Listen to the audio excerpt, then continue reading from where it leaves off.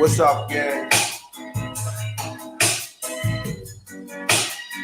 What's up? We on one today, man. Situation critical over here, man. It's dumb. Yeah, bitch. Y'all niggas know what time it is, man. Break yourself, fool. I need everybody to start hitting the like button. If that motherfucking like button don't come up in here, if you ain't hitting that like button, get the fuck out. Moderators, keep up with the likes right now. Got 129 in this motherfucker. Y'all coming in right now, hit the like button, man. Make it easy on yourself. So I can get to the content, man, because I swear to God, I don't feel like it today. And I ain't in a good mood today. I'm going to let you know right now. I am not in a good mood today, man.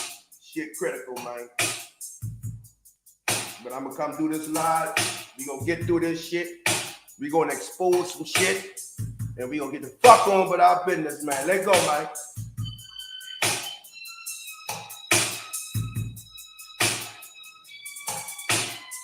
Situation critical over here, yeah. Y'all keep hitting the like button. Don't play with me. Just keep hitting the like button as you come in, man. And we got everything will be all right. Put your hand on that like button, man. Everything will be all right. Put your hand on that like button, man. Shit critical, man.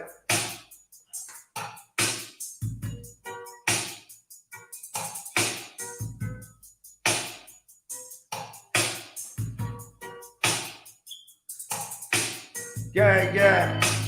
Gang, gang. Let's go, gang.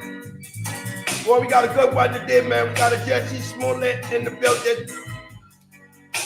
Yeah, Carly, your ass going to jail. I promise I ain't gonna talk about your ass. But boy, oh boy, when I saw that press conference today, I said, Lord, have mercy, this bitch going to jail. That wastes up all the people time, all the people money, all that fucking man hours. Man, your ass going up out of here, man. We said that you to jail. I want my taxpaying dollars back, bitch. Yeah, let's go. I'm about to drag Carly ass right now, man. Let go, man.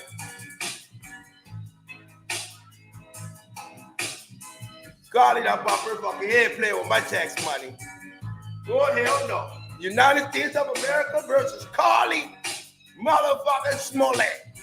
Yeah, Carly Smollett, y'all. Oh, that's Jesse Smollett. Sister, man. What the fuck going on here? Y'all hit the like button, man. We got 165 in the building. 200 people in the building, man. Y'all hit that. She go to jail. Yeah, I'm gonna call the police on that bitch myself. I'm gonna say that's my tax dollars. Lock her ass up. Don't play with her. Put that bitch in jail, man. Carly got us fucked up. Gang, gang. Carly got us regular folk. Fucked up. Somebody tell Carly she done fuck with the gang money, man. Oh, Carly, your ass going to jail. You about to put Carly under the jail, man. Come here. Your mama too. Say the daddy too. Everybody need to go. Yeah, everybody need to go. Carly, talk about it. Carly been out there selling pussy, man. Y'all got me trouble, man. That shit going down, man.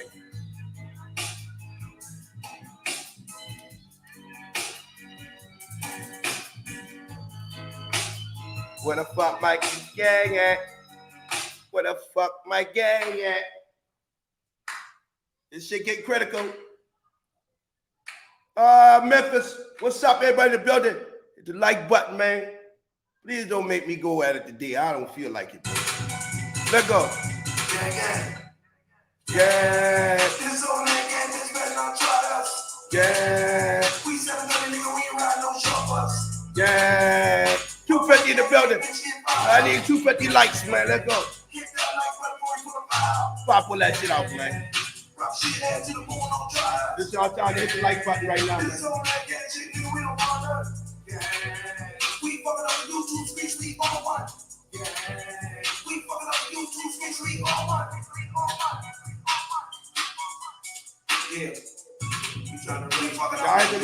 right now, man.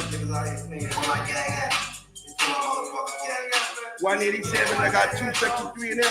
I got some meters in there, man. Y'all better hit the like button. I'm gonna U-turn on y'all after this, man. Y'all say, yeah. Oh my gang, yeah, man. Y'all sing it. Yeah. I'll start when them likes add up, man. We'll start when them likes add up to the number of people in the box, man. We ain't starting till them likes add up, man. Y'all know what time it is, man. Yeah. Don't fuck with us, we pull up foul. Yeah. On that gang, bitch, you don't. Say no it. South Carolina, Charleston, what's up, man? Yeah.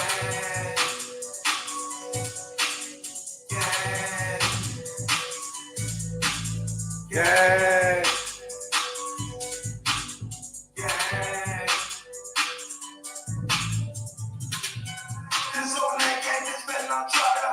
Yeah. We selling that nigga, we ain't riding no short. Carly Smollett.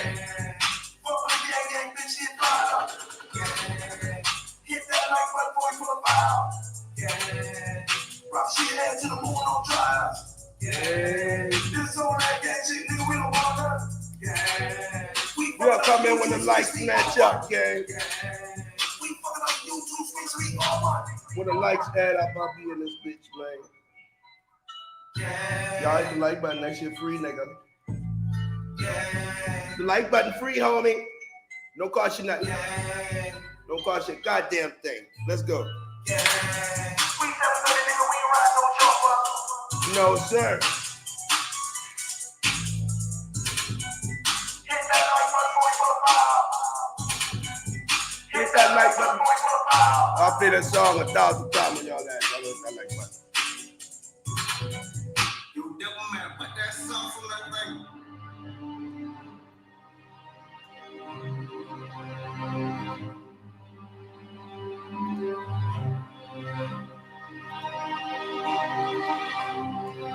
Yeah, it's like the class or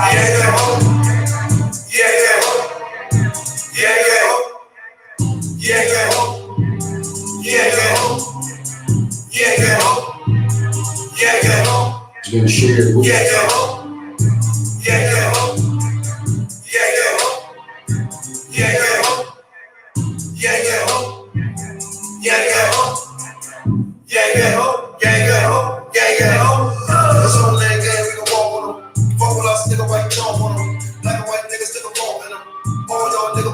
It's a like button, man. When you in the streets, ain't no ball in it. That's how you fuck niggas operate.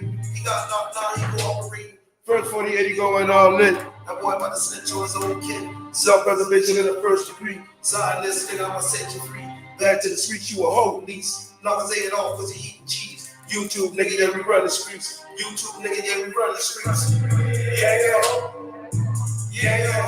What's up? Let's get this shit started. Let's get this shit cracking, man.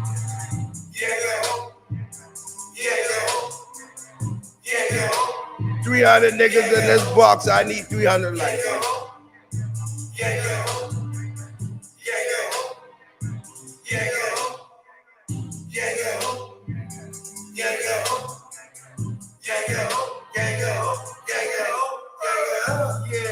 For my motherfucking gang, for my nigga, for my gang and dog. I see y'all in that box, man. I want y'all to throw it up right now, man. Throw it up in the box, man. Yeah, I want y'all to say, Yeah, ho. Yeah, ho. What them likes at, nigga? Y'all got me fucked up. It's free. Hit the button, man. Yeah, nigga. Let go.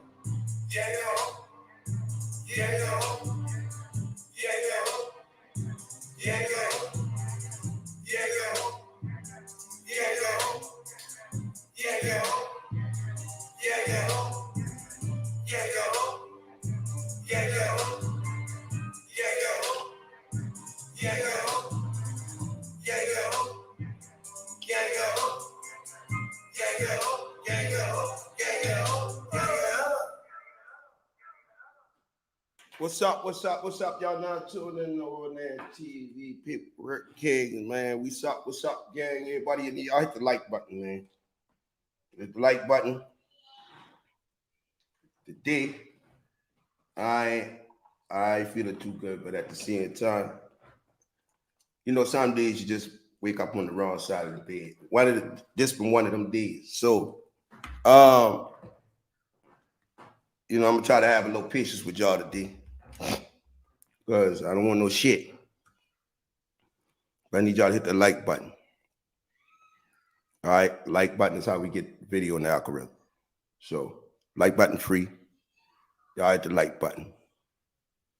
We're gonna be talking about Miss Carly today.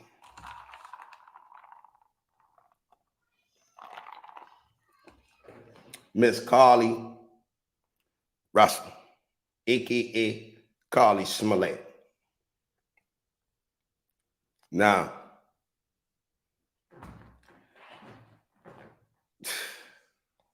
I promise I wouldn't talk about this shit. But this shit was too funny for me not to. So y'all put on y'all laughing gear today. Let me see if I can get through this so I can make y'all laugh. Because this gonna be hilarious. Okay? So y'all know me, I'm with the shits. And I'm always with the shits. So the day gonna be one of them days. I'm on one right now. So I couldn't resist. Not this funny shit here. This shit about to be probably funnier than Go Van video. But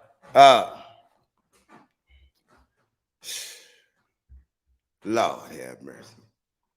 Y'all hit the like button, man. So let's watch this video right now. Let's start this shit off the right way, man. No, everyone has questions. The Hoover Police Department is known for being... All right. Let's get to the man that asking the questions. Nick Dursis. All right, let's go. Thank you, Mayor. Thank everyone for being here today. Besides me, stands the team who played a significant role in this investigation. I want to thank our department, members of surrounding local law enforcement agencies, the FBI, Secret Service, United States. Damn, that boy called the FBI and the Secret Service. Holy shit. Marshals and Aaliyah for their assistance in this case. We said from the evening of July 13th, our focus would be the safe return of Carly Russell. That occurred on Saturday, July. I mean, what happened to the fucking baby? Talk about safe return for Carly. What happened to the goddamn wide receiver baby that ran a 600-yard touchdown? I'm looking for the baby, man. Come here. 15th, approximately 49 hours after she called 911 and disappeared. From that point, our focus has been to determine Carly's whereabouts during that time and what exactly took place. Let me say up front, this investigation. Let me say up front, this some bullshit. All right? So he about to tell you right now, let me say up front. This some bullshit, and we ain't never looking for another African-American again. That's it, they missing. All right, let's go. It's not over. We're still working this case, and we will work in this case until we uncover every piece of evidence that helps us account. They trying to find out what Carly been tricking at. Come on, let's go. That Carly Russell was missing. However, through the public interest, and in some cases, public fear that this story has generated, we owe it to our citizens to tell them the facts that we have uncovered. So I will give you the facts that we know today. Facts, okay. On July 13th, at approximately 8:20 p.m., Carly left work from a business at the Summit. Surveillance video from her place of employment shows Carly concealed a dark-colored bathrobe, a roll of toilet. This motherfucker steal a bathrobe and a roll of toilet paper to wipe her ass. Oh, Lord Jesus. Paper and other items belonging to the business prior to her departure. She ordered food from Tzatziki's at the Colonnade and traveled there. She then traveled to Target on 280, where she purchased some granola bars and Cheez-Its. From there, she remained in the parking lot at that shopping center until 9:21 p.m. when she drove to I-459. Carly communicated on her cell phone with individuals known to her while on her path of travel up to the point of calling 911 at 9:34 p.m. And at this time, we will play the 911 call. They say she talked to people that was known to her, so must be she was on the phone with the boyfriend. Had to been the boyfriend, all right? In its entirety. This is the 911 call.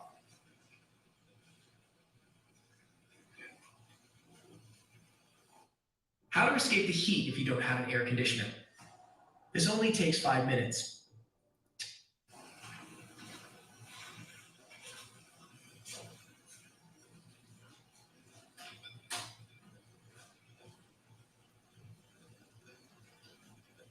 Hi, I am on Interstate 459, and there is a kid who's walking by themselves. Hold on, where am I going? I'm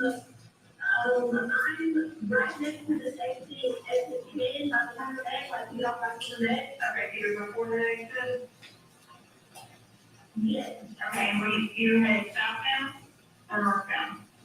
Okay, towards that place, towards the towards Tuscaloosa.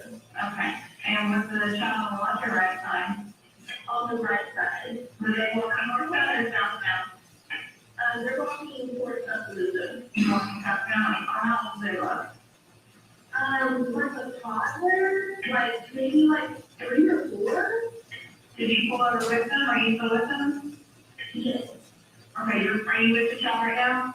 No, I'm not. Why she ain't record the child? Do you mind saying anything when we get there? Yeah, sure, Yeah, sure, yeah, sure. I'm gonna reference anything. And then the SUV. SUV. I mean, it's a sedan. Sorry. Can you put your hazards on the line? Yeah, they're on it. Okay. Did you talk to the child or did you say anything to them? No. Okay. No. Do they look like they're injured? No, they don't. Are they white, like Hispanic or Asian? They're white. Okay. Is it male or female?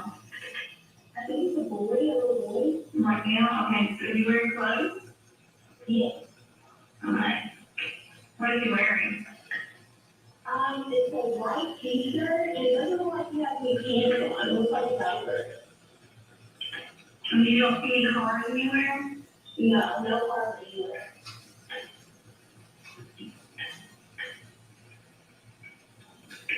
Okay.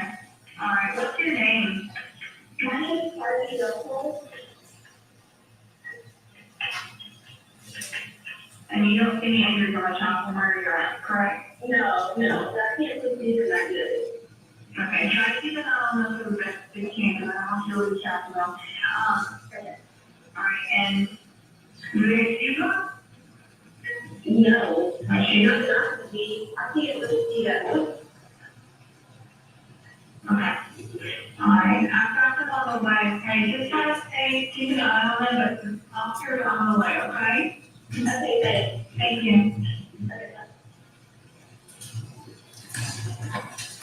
Carly called a relative after speaking with the 911 operator. She went missing during that conversation sometime after 9:36 p.m. Traffic camera footage was obtained which depicted this portion of the incident, and that footage was analyzed as part of the investigation in conjunction with the 911 call and cell phone data to accurately determine the time frame. Carly's 911 call remains the only report of a child on the interstate, despite numerous vehicles passing through the area at that time.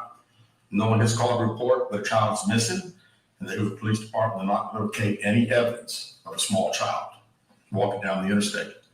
Data from Carly's phone, including her Life 360 app, shows that she traveled approximately 600 yards in her vehicle while she was on the phone with 911, stating that she was following a child. 600 yards. That is 6 football fields straight, 600 yards. The Hoover 911 Center received a second call from Carly's mother, stating that a relative was on the phone with her when they heard Carly scream, and then they had an open phone line. Hoover police officers arrived on the scene within 5 minutes of being dispatched, and several other officers arrived shortly. They located Carly's wig and cell phone in the grass near the vehicle. Her purse was located in the front seat of her vehicle with her Apple Watch in the purse. The food she ordered for Tzatziki's was also in the car. The items she purchased from Target, as well as the items taken from her place of employment, were not in the vehicle, nor were they located anywhere around the city. Hoover Police deployed all available assets from the point in the search for Carly. Additional resources were called in to include our own drone unit, crime scene investigators, numerous detectives responded to the scene. Throughout the day Friday, officers from surrounding local and federal agencies assisted Hoover Police in the search for Carly Russell. Officers returned to the scene on 459 to conduct a thorough line search for evidence. K-9 teams from the Jefferson County Sheriff's Department responded to check for any sign of Carly, the child that she claimed to see, and anything else that could be considered evidence in this case. Those searches all turned up empty. Private citizens, including search parties organized by our family, friends, began looking everywhere that they could to find any trace. These searches took place throughout the day Friday and again on Saturday, yielding nothing. At 10:44 p.m. on July 15th, the Hoover 911 center receives a call from Carly's residence saying that she returned home on foot. In subsequent investigations, detectives obtained surveillance footage of Carly walking down the sidewalk alone prior to arrival at her residence. She was conscious and speaking with paramedics when she was transported to UAB.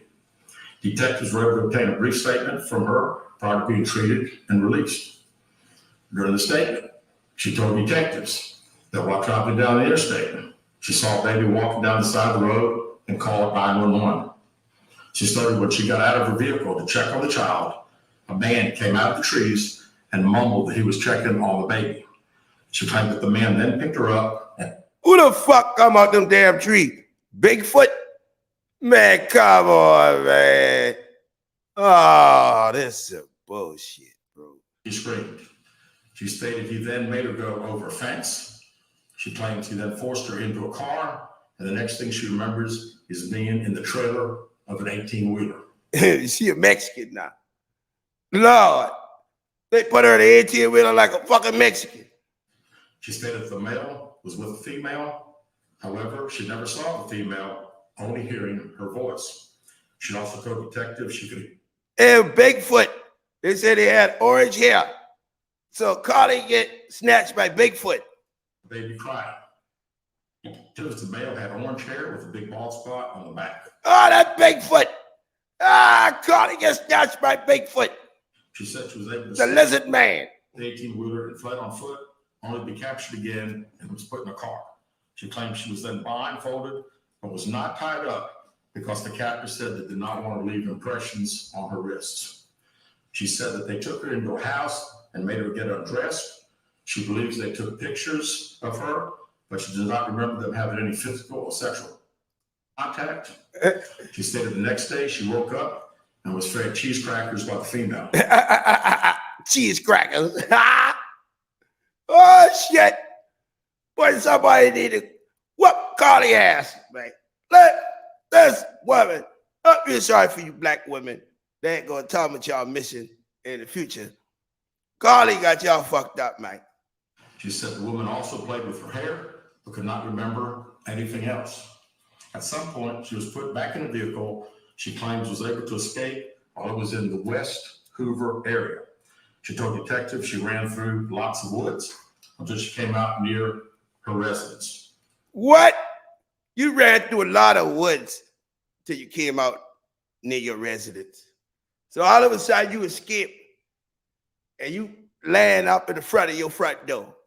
During this interview, detectives noted that Carly had a small injury to her lip, and she claimed that her head was hurting. She also had a tear. That boyfriend, I whooped that ass in that hotel room.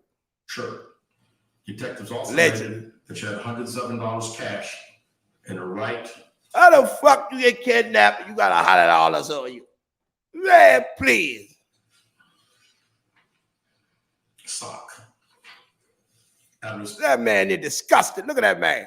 for Carly and her family, detectives did not press for additional information in this interview and made plans to speak with her in detail after giving her time to rest.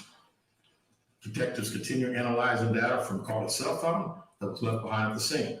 We enlisted the help of the United States Secret Service in conducting this analysis. Secret Service. Part of what data includes several internet searches in the days leading up to her disappearance that I think are very relevant to this case. On July 11th at 7:30 a.m., the term, "You have to pay for an Amber Alert" was searched. Oh shit. Oh Lord. The girl Google talk about, dude, you gotta pay for Amber Alert. Yeah, something wrong with this girl here. Hey, something definitely wrong with this girl here. On July 13th at 1:03 a.m., the day of her disappearance, the term, "How to take money from a register without being caught" was searched. Oh yeah. Crazy house. On July 13th at 2:13 a.m., I'm surprised she said she Google how to eat cheese crackers. The fuck?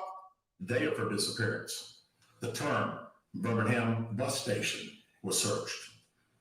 On July 13th, 2:35 a.m., a search for a one-way bus ticket from Birmingham to Nashville was conducted. Y'all motherfucker down there in Tennessee, Nashville. Oh Lord, Memphis and Nashville. Y'all some shit. The departure date of July 13th. On July 13th, You know ain't nothing but niggas pimping down there in Nashville and Memphis. So she going to the #1 pimping state, motherfucking Nashville and Memphis. Come on, man. Carly, what you been doing down there? You not hook up with Player Fly? What the fuck? Oh Lord. a search for the movie Taken, a film Taken. This jackass search for Taken. Lord Jesus. Hold on, let me rewind that right there. Lord Taken. Oh shit. July 13th at 12:10 p.m. A search. Live and Jive, you had Carly. Live and Jive had Carly out there, man, in that country, man. Come on. Taken, a film about abduction, was conducted. There were 2 searches related to Amber Alerts on a computer at Carly's place of employment, including one regarding the maximum age of an Amber Alert. There were other searches on Carly's phone that appeared to shed some light on her mindset, but out of respect for her privacy, we will not be releasing the content of those searches at this time. Big black, you know what? We've asked to interview Carly a second time, but have not been granted that request. As you can see, there are many questions left to be answered, but only Carly can provide those answers. What we can't say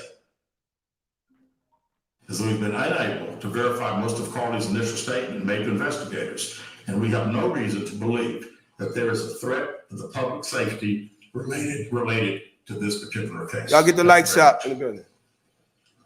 With that, we'll open the floor for some questions. Please raise your hand and I'll call them out. Carol.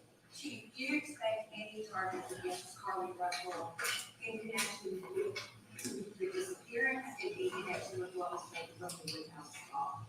Right now, our focus is to determine those 49 hours, so the investigation continues. So to be perfectly honest with you, that hasn't even entered our mind. They know where her ass been at. Is it surprising to you that the family has not been involved in the family to be questioned? Well, I think the family has stated to us that they didn't think that in her mental state right now, because of trauma of the incident, that she's not ready to talk, is what we've been told. Lock the mom up and the daddy. You stated that the abductor had orange hair. Was this abductor black male? Was it female? Black, female, white? It was Bigfoot. Orange hair coming out the woods. It was Bigfoot. Okay? That's a dumb question, reporter. Bigfoot got orange hair and he hang in the woods. I believe it's a white male. Am I correct by saying that? Yeah, white man. And she blamed the white man. Oh, Lord Jesus. Is this alleged abductor yet on the loose in the area? Don't believe so. We don't believe so. BRC, has a toxicology report been done, and were any drugs or illegal substances found in her system? We have no report of that. Is any indication of mental illness in this case?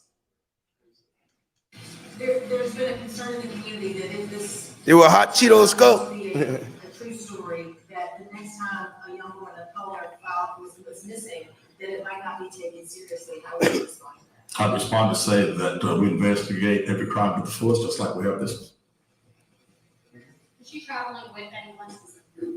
Excuse me, was she traveling with anyone since the time she disappeared from knowledge? And not to my knowledge.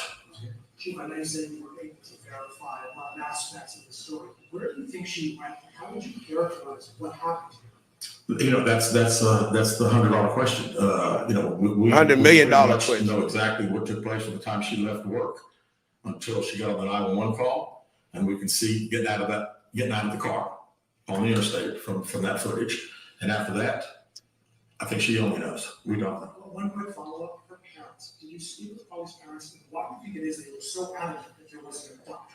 Yeah, I think parents are believing what their daughter's saying, and we've had a very good rapport with the parents, met with them on several occasions. I've talked to them today a few times, and to make them understand that we're under pressure from our community, not only in our community, the state, but nationally when the story hit. And I just wanted them to understand that today we were going to have a press conference, and what we were going to detail today This shit don't make no sense. facts. And everything that I've told you today is actual facts. It's not innuendos. It's not what I think. It's not what these detectives think. It is the factual information that we have. How much time do you think will give the family before doing that sentence? Well, I think our detectives have talked to the parents, and we're ready to talk as soon as she's ready. So, you know, she called right now. We're ready. Lock her ass up. That's what they ready to do. The lie about How about unknown? You know, we know the facts that we have. Everything else is unknown at this time. What have the past few days been like for you, your department? This has been a stressful service. What? And these detectives that are here. Well, listen here. Hey, man, we all know the situation with this story, man. It is what it is. She lied, and that's just what it is, bro. That's it. She fucking lied. Now, people gonna lock her ass up. When people gonna lock her ass up, she gonna be in big goddamn trouble in a minute. Ain't gonna be no second interview. No, ain't gonna be no second interview. It only gonna be that one interview, and the next one, they gonna be reading her fucking rights. You got the right to remain silent. Anything you say can and will be used against you in the court of law. They done made an example out of Jesse Smollett, and they might make an example out of Carly Smollett. Okay? They're not playing with these people with that bullshit. You don't waste all these people fucking man hours and shit out here looking for you and a damn imaginary baby and shit. For a couple days, you know, I shake up the whole world thinking them people got a fucking kidnapper in the area and shit. And this is a message to all the black women. If y'all need attention, man, just say it, man. Don't go out there doing no crazy ass shit like this right here, trying to scam people out of money and all this extra shit, man. Your ass gonna end up in jail, man. All right? You're gonna end up in jail. And that's just what it is, man. You're gonna end up in jail. Now, man, we gonna talk about Young Dolph case right now. All right? We done did some more research. We trying to find out who is out. We're trying to find out who is out. I need everybody to hit the like button before I get into the new evidence. So let me know when the likes get up, and we're going to talk about who is out. All right? Because I ain't wasting no time with this bitch here. Now, so as y'all know, we did a video yesterday. We showed y'all some evidence. We got some more evidence to come right now. And we need to know who the fuck Unc is. We need to know who that is. So, get the likes up in the building right now. Likes up. We need to know who Unc is. If y'all want to know who Unc is, let's get on our mission because we got a case to solve, or at least help solve. All right? At least help solve. Let's go. In particular outfit, and you identified Justin Johnson there. Before we have any questions of Marcus Johnson. That question, thank you, Judge. Mr. Marcus Johnson, did you feel? It's a C, is that correct? These text messages, some of what you witnessed, was conversation with regard to money. So Jamarcus witnessed text messages regarding money. inside Street Drop phone. All right? He witnessed text messages, and that's what he's telling them right now. So they witnessed these text messages. Let's go.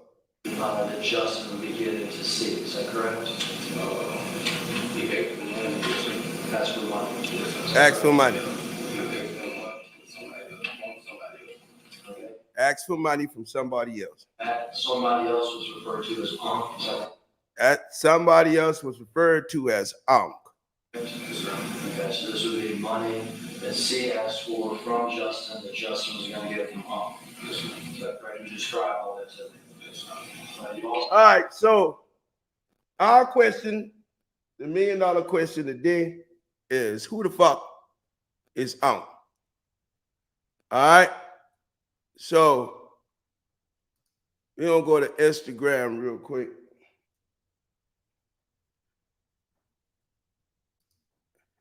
And we're gonna look at MacBo 50. Right here. Zebo page. Now, Zebo put this up, and we just want to look through here for certain things. Somebody said, that's hard, Unc. Right here, somebody's referring to him as Unc. All right. As we go through these texts, and the reason we on him right now is because we know that this is the only person that we can figure out that has the name Unc. It's a lot of people that got Unc, but his connections to, CMG makes us have to look at him a little bit more hard. All right? Making it happen from Marion to Memphis. All right? So somebody right here said, legendary shit, Unc. So we got multiple people calling him Unc in just this one text right here. Now we're going to keep on going and see how many people actually call him Unc. Because they say Street Drop was calling Unc to get the money, and then they bust Street Drop going to Indiana where Unc live at. Zebo live at. So we putting 2 and 2 together now. So that's 2 or 3 people so far in just this one text that has referenced him as Unc. All right. And that ain't saying much, but that's saying some things. All right. Another person. I love you, Unc. 8 Ball. So that's 4 people that call him Unc right there. All right. Y'all keep count. Keep counting these people that's calling him Unc. Because I want to know who this Unc is, because the police put it out there that it was Unc, and they did that shit on purpose. So right here,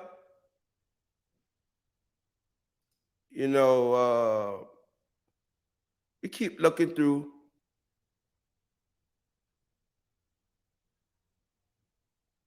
And see who actually calls him Unc. So we got 4 people so far.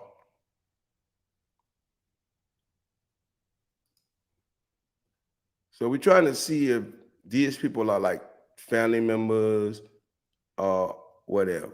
All right, so that's 4 I found in that. It's a lot here that we ain't gonna get into. But as we scroll through the texts, it's Tyree Nichols. That probably ain't gonna have too much in there. Let's go right here.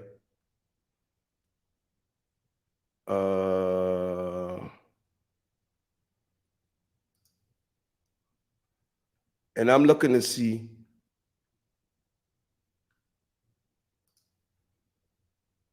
now. Street Drop is a picture with Street Drop calling him out too. All right.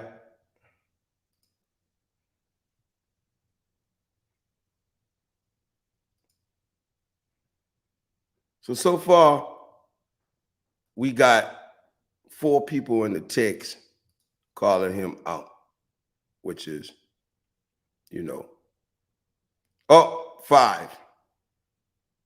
Great nigga. Unk. 5 right there. So that's 5 people so far that have called him Unk. And most of them gangbangers. Most of them are gangbangers. So Love Unk 6. Right there. 6. So that's 6 people right there.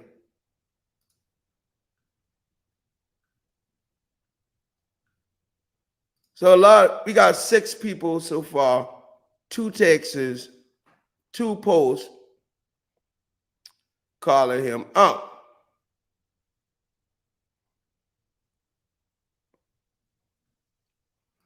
Now, we only looking at this because Street Drop got caught, like I said, going to Indiana. So y'all know we got to look at this, and we got to put Zebo on the fucking burner right now, on the hot seat. We got to put Zebo on the hot seat behind this shit. So y'all let me do my job. So that's 6 people, all right? Now, this is a birthday.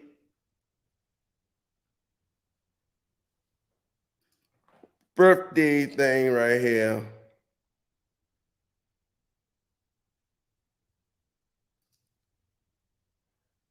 "38 weeks ago.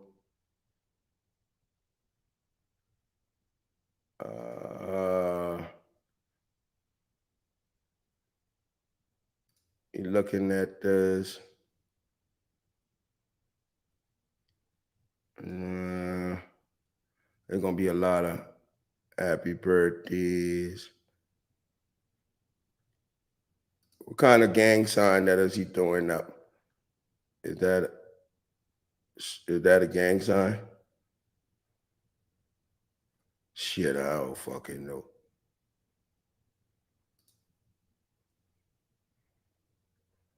"7. Happy birthday, Unc." All right.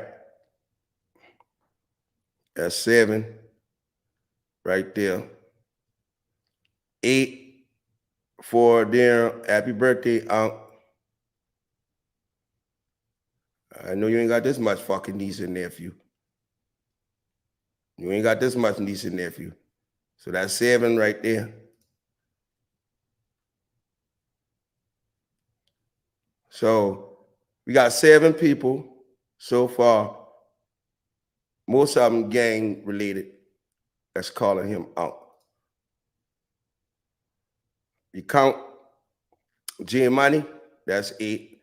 Count the other little nigga there, that's 9 that we put up on the board yesterday, right? So that's 9.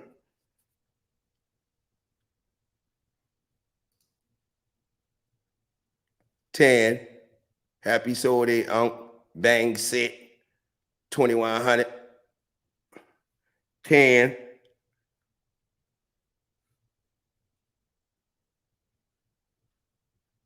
All right. So we got 10 people so far.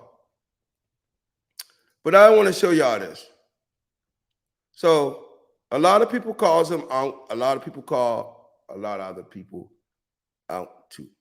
So that's 10 people calling him Unc. So is it safe to say Everybody in the box that they call him Unc too. I showed y'all 10 people. So do y'all need more? Do y'all need more? You know, give me a thumbs up if it's safe to say that, or do you need more? So that's 10 people. 11. Hold up. No. 11. Happy birthday, Unc. 11. So that's 11 people. All right, yeah. 12. Low dime. Gangbanger. 12. Right there.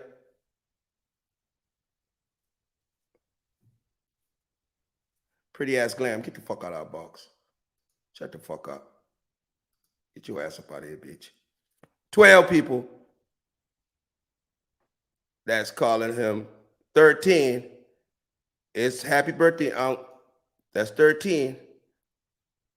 Let's keep moving. That's 13 people that has called him Unc. All right.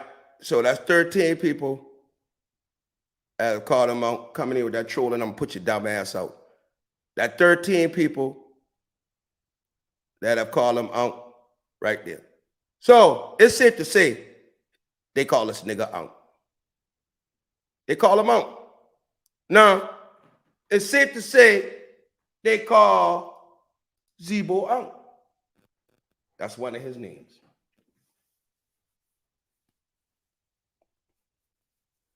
That's a lot of people, 13 people. So, Script Drop got caught going to Indiana.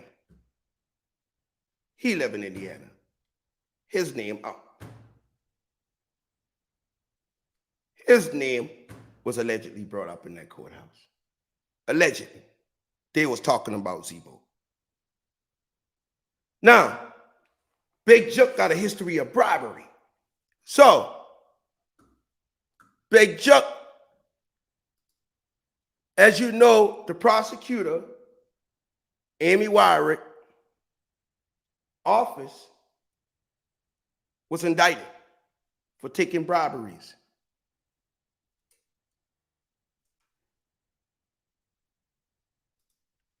Amy Wyrick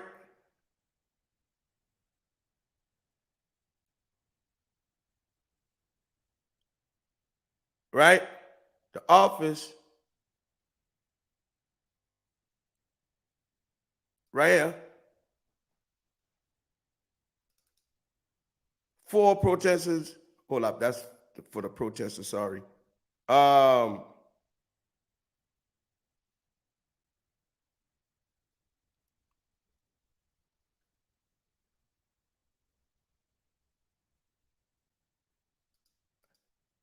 Former district attorney Amy Wyrick,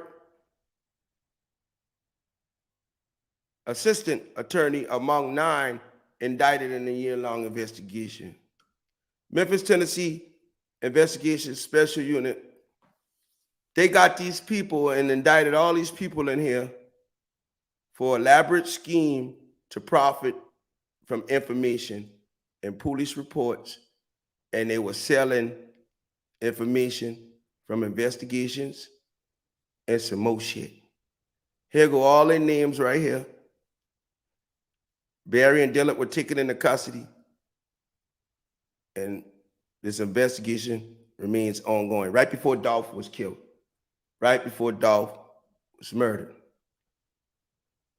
So Amy Wyrick office, assistant attorney, them got indicted. All right.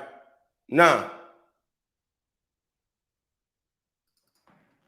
y'all know Big Jook had bribing public officials. Right? Everybody remember that? Big Jook had a charge for bribing a public official.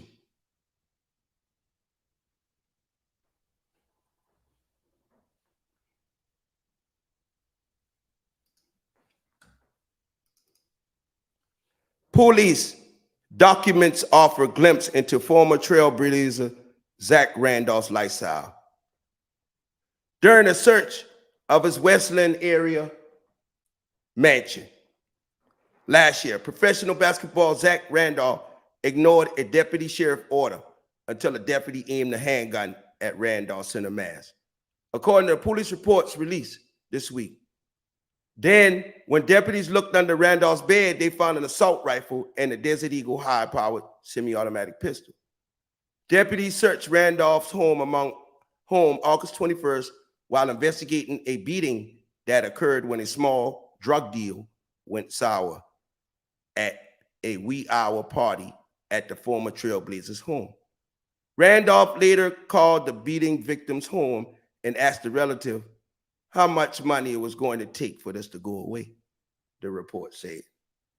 Randolph, who now plays for the Memphis Grizzlies, has since left Oregon, and the home is listed for $1.29. The Clackamas County Sheriff's Office released 158 pages of reports this week. The documents shed light on the confrontation at Randolph's mansion and offer a peek into Randolph's notorious Hoops family of friends and hangers-on.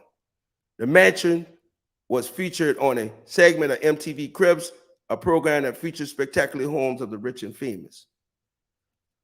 One Hoops family member identified by police as a Crips gang associate is scheduled for trial in January in the shooting death of Portland nightclub bouncer at a 2011 New Year's Day party.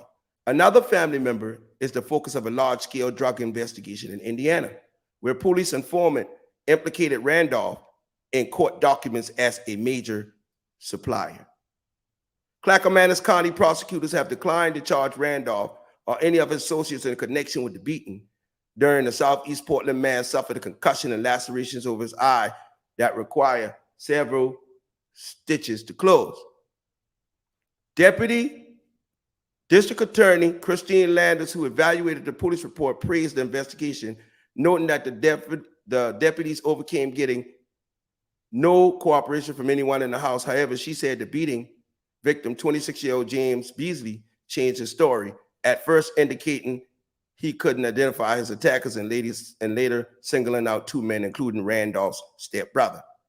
Beasley, at the time of the beating, was facing a charge of selling cocaine within 1,000 feet of a school, told police he was at Randolph's home to sell a half ounce of marijuana. Beasley was later convicted in the cocaine case. The assault case will rely on the word of the acknowledged drug dealer, Landers said. It was not prosecutable. Beasley, contacted by phone, declined to comment. The Clackamas County incident began Randolph 30 through a river cruise party for nearly 100 guests on the Portland Spirit tour boat. Beasley was invited because he was a good friend. Cameron Cox, 29, served as a living caretaker for Randolph's 5-acre estate. All right. While on the cruise, Beasley, who grows medical marijuana, told Randolph he had a small amount he could sell and was invited to an after party where about 20 people gathered at Randolph's home, police reported. But then Beasley offered Randolph a half an ounce for $120.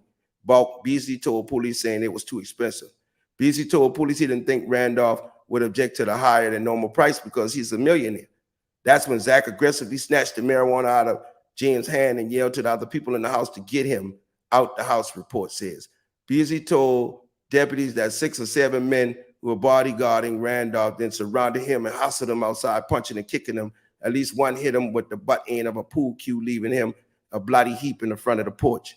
2 friends drove Beasley home the next day after suffering headaches and nausea. He was treated at a hospital. They called the police and obtained a search warrant for his home. Once inside, they found Randolph in bed with the woman and ordered both to show me your hands. The woman complied, but Randolph continued to hold his hands behind his pillow and under the covers until one of the deputies concerned were heading into a physical confrontation, pointed his handgun, report said. In the ensuing interviews, 2 women, one and flight attendant, gave police false names. All those present denied the knowledge of drugs, despite the small smell of marijuana in the air. Randolph, after talking to his attorney in Los Angeles, declined to talk with investigators. Sergeant Rhodes, Clackamas County Sheriff's Office spokesman, said deputies investigated the case thoroughly, I think the case was solvable, Rose said, but whether it was prosecutable was a different question, and that was the district attorney's call. So, Zach Randolph asked them boy family how much money that's gonna take to go away. So here we got this nigga offering money to make a case go away. And on top of that, you got Crips and shit in your house. You a fucking basketball player worth $200 fucking million, and you hanging around with gangbangers and shit, man. Zach Randolph want to be a gangster, man.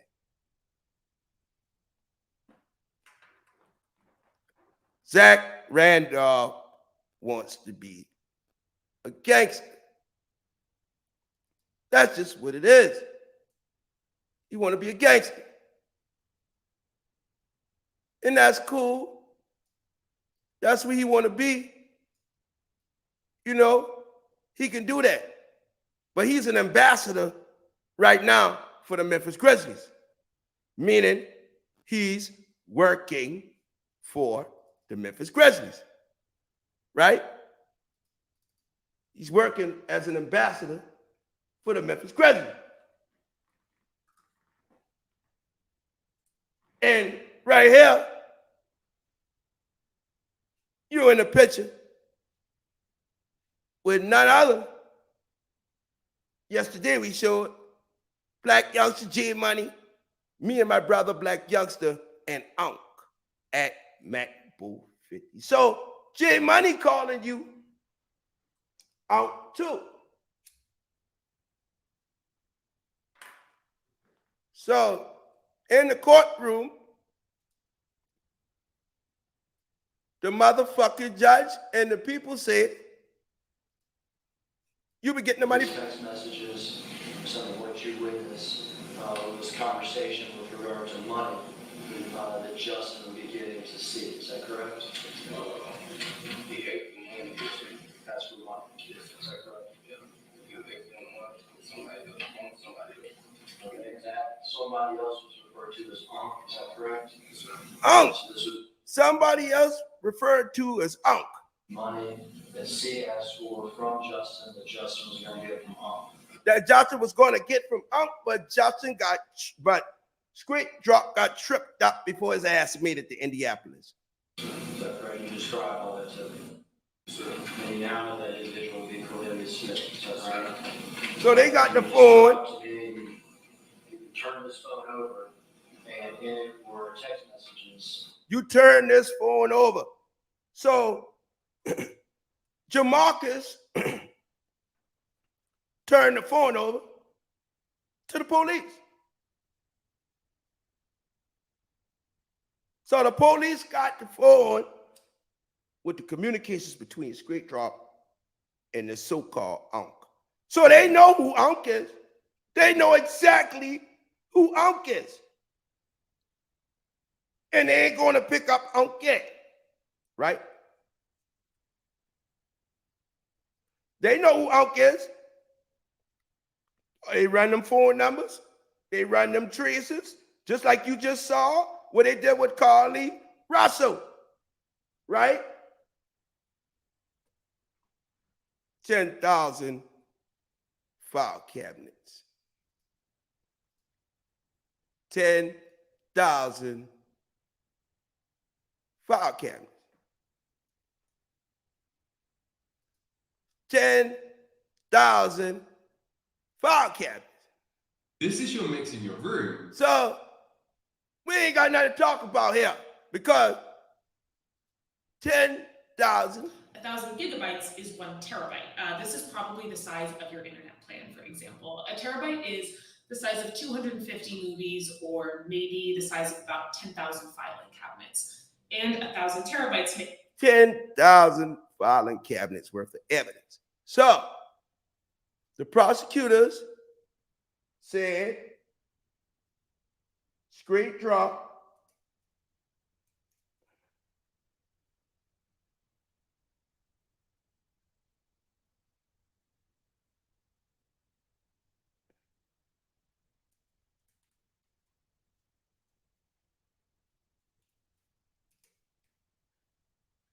Street drop go to trial.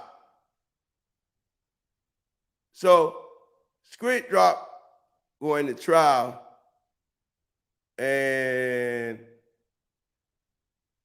whew, Lord, street drop trial date set. So street drop had a trial date set already.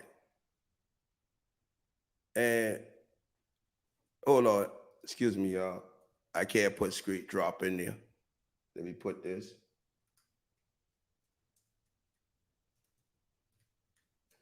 Joshua Johnson.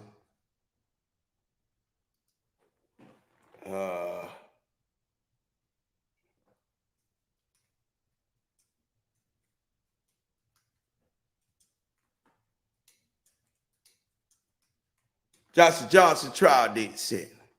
So the cop said, they said in the fucking interview, and I'm about to show y'all something y'all probably didn't see. So let's go right here. WREG. All right. Let's go. And we going over this and over this and over this because you know you miss things when you got that. Y'all saying Jamarcus give up him. No, who been the first one out? Who been the first one out? There ain't been no damn Jamarcus. Jamarcus give him up, but Govan been out too. Govan been out too. Y'all got life fucked up. And I'm gonna show y'all something else. Watch this.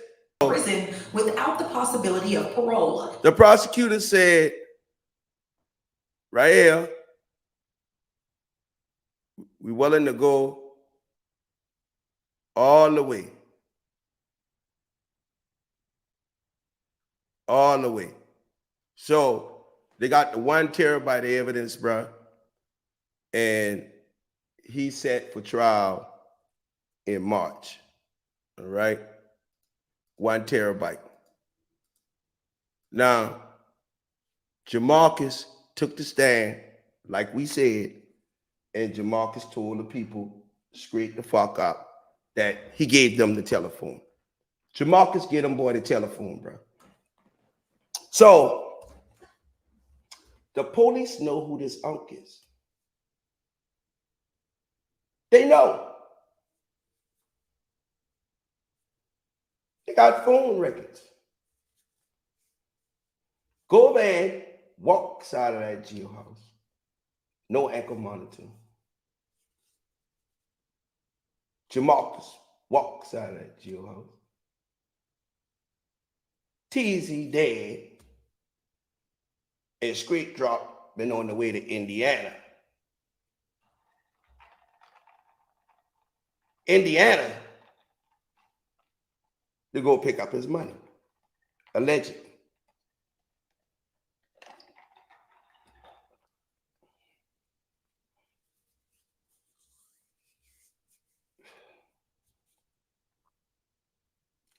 And it's a cover-up because they said it right here. Listen to this. Cover-up. I'm going to turn this up nice and loud. You told me not meeting with your half-brother Justin. This information was found, you understand? And when we talked, you told me about meeting with your half-brother.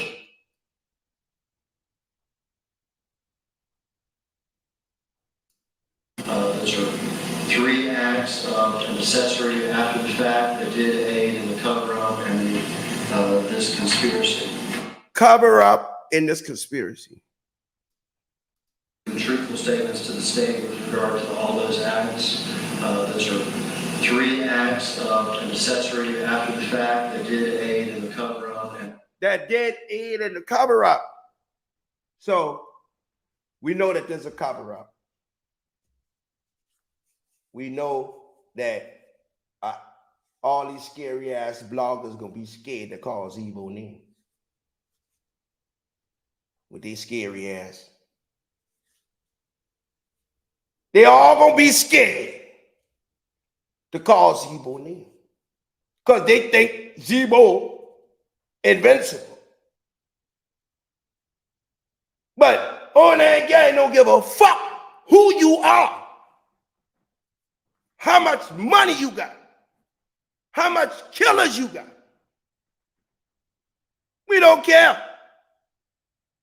Because at the end of the day, homie, I bleed just like the next man. So I ain't gonna restrain myself from talking about Zach Randolph.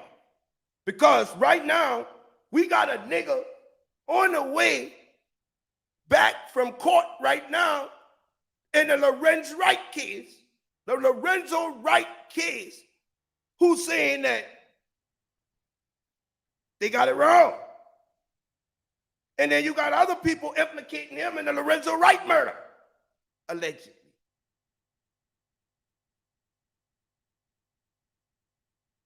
So, hey, if you and I radar, we ain't gonna talk about the Lorenzo Wright kids because I ain't got shit to do with that. I don't know about that, but we got somebody on the way back from court ready to tell it. Ready to tell it. He said they got it wrong. And he said that, hey, man, I ain't the man they looking for. Not the man that did this to Lorenzo Wright. I'm not the man. So right now, the news is covering this because y'all know the Lorenzo Wright case was a big case, right? Everybody know that. Let's go right here. Lorenzo Wright.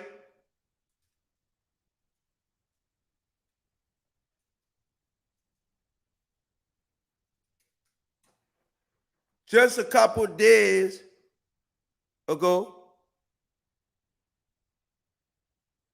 a dude came back and said, thank you, Fight for Memphis. With a super sticker. A man came back and said, the dude who they convicted for Lorenzo Wright murder right now, killing Lorenzo Wright. Billy Ray. Billy Ray said, You were just supposed to get. y'all got the wrong man. Couldn't find them. Well, you found your favorite Let's cereal. go. Go back. Can't. We're kind of broke until payday. Well, diapers kinda can't wait. I'm getting the Empower app. Empower Cash Advance gives me up to $250 instantly. No late fees, interest, or credit Hit the like checks. button right now. Hurry back. No guarantees. Diapers are so hard to find. Get Empower Cash Advance up to $250 Let's go. instantly. Sorry, Download y'all. the Empower app today. Tripping.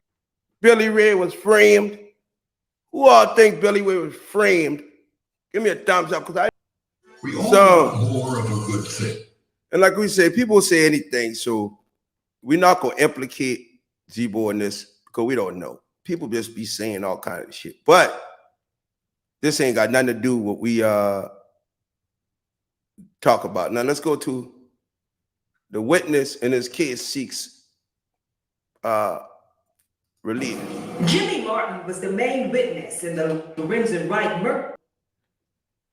So we don't know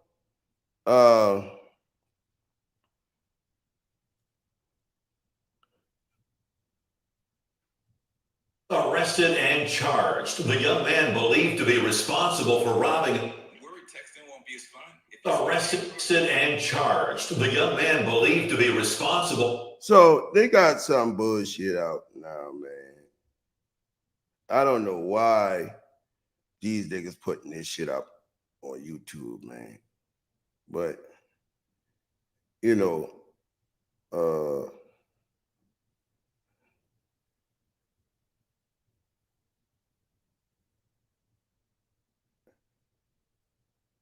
I gotta check this out real quick.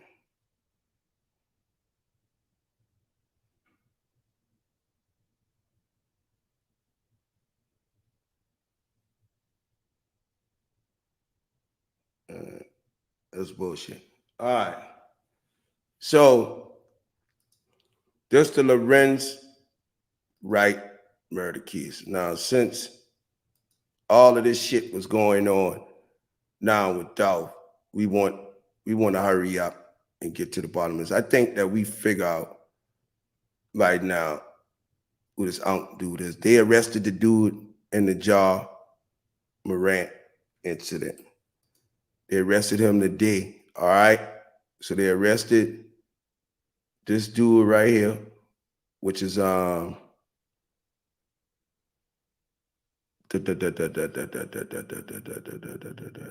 what the fuck is his name? His name warrant issued early this month. Pack, Devontae Pack.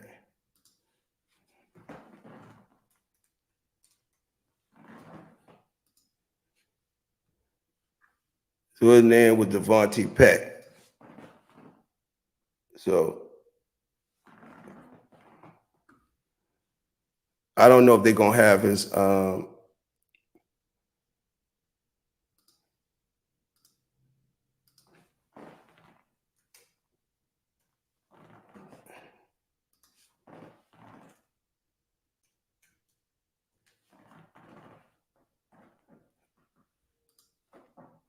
Devontae.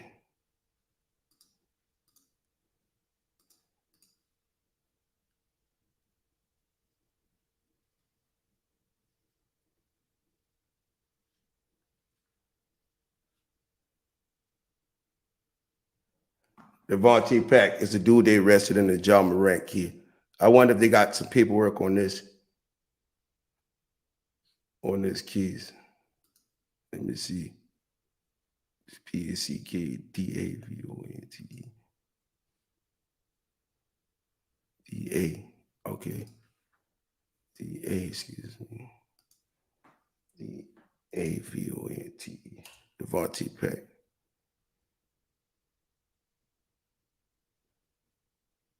Hey, what the fuck? DAVONTE Pack.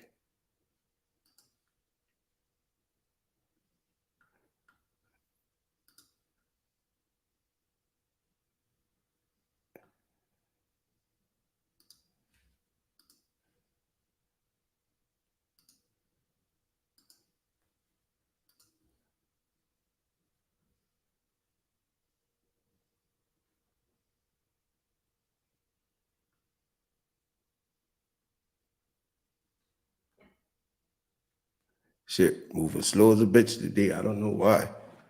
Y'all excuse my computer, but it is moving slow today. We got so much fucking information top down in this bitch.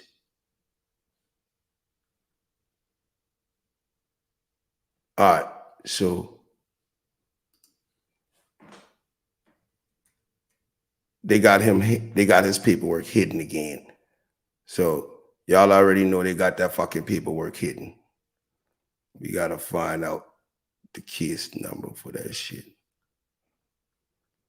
So I will find out the case number for that shit, man.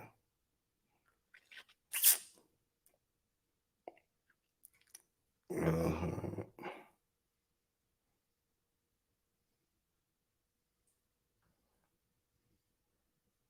11 hours ago.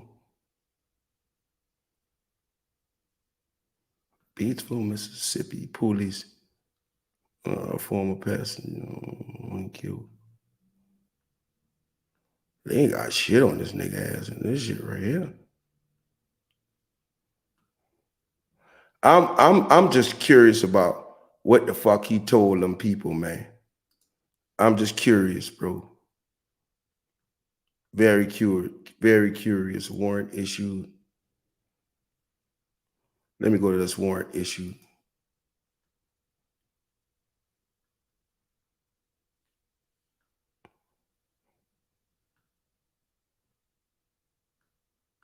So they ain't gonna give us the warrant number on this shit. It'll be in that bitch tomorrow because I think he just got arrested today. And I think he might be out today. So I think this dude might be already out of jail, man. He might be already out of jail.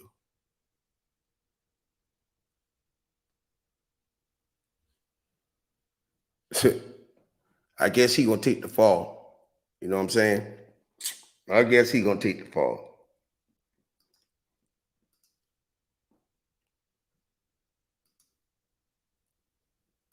God, he big head ass dude. Big head motherfucker. Or he had a soccer game and shit.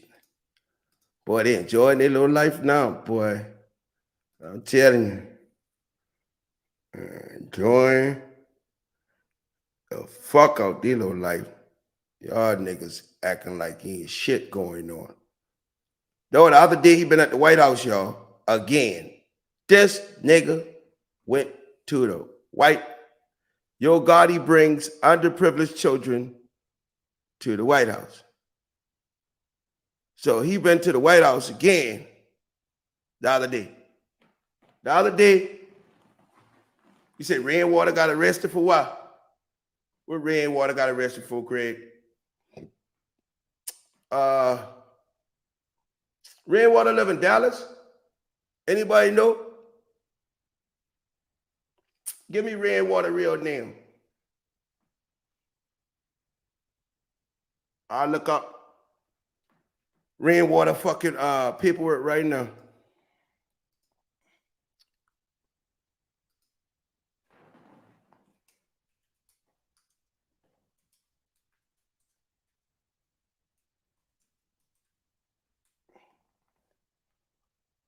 Stalking. Oh, Lord. Uh-uh.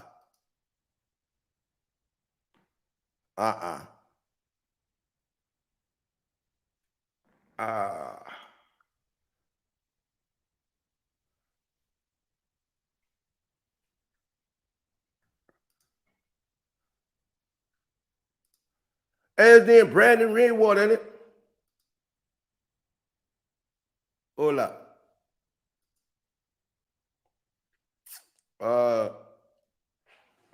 Brandon.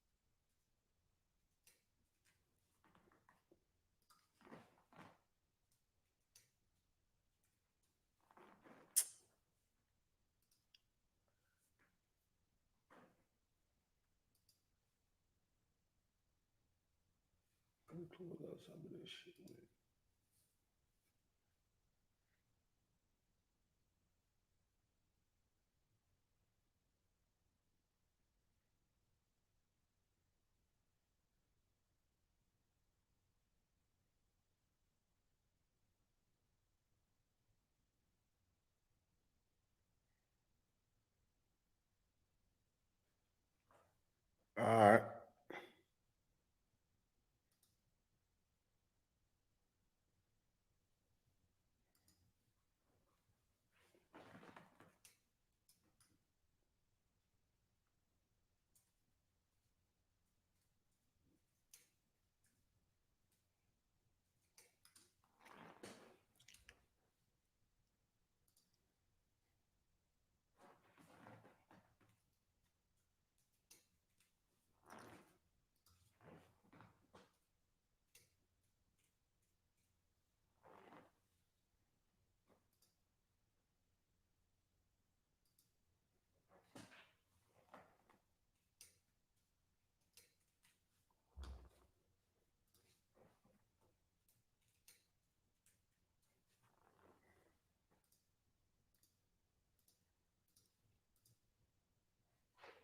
That nigga ain't locked up in no Dallas. He probably not out now. You say Benjamin. Y'all sure?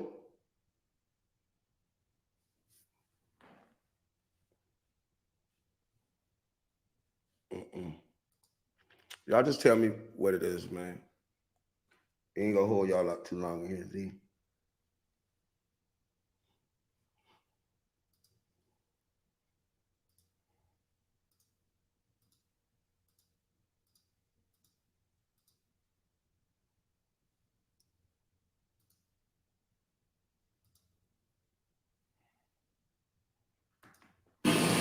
this conspiracy.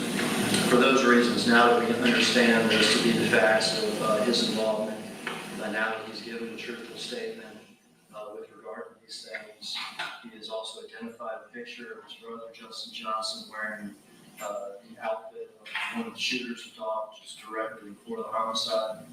Now that he's been 100% cooperative and truthful, we're asking Your Honor to accept the guilty plea and recommendation in the case.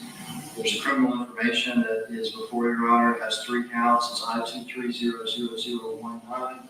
It alleges 3 counts of accessory after the fact for those 3 acts that I just described before: taking possession of the car, the cell phone, and then using the cell phone to facilitate those communications.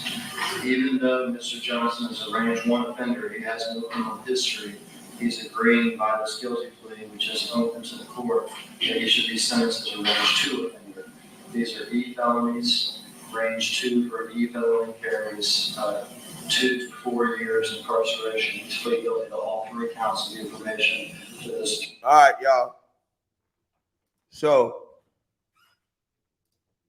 I think we got to the point. All right. Let me see something.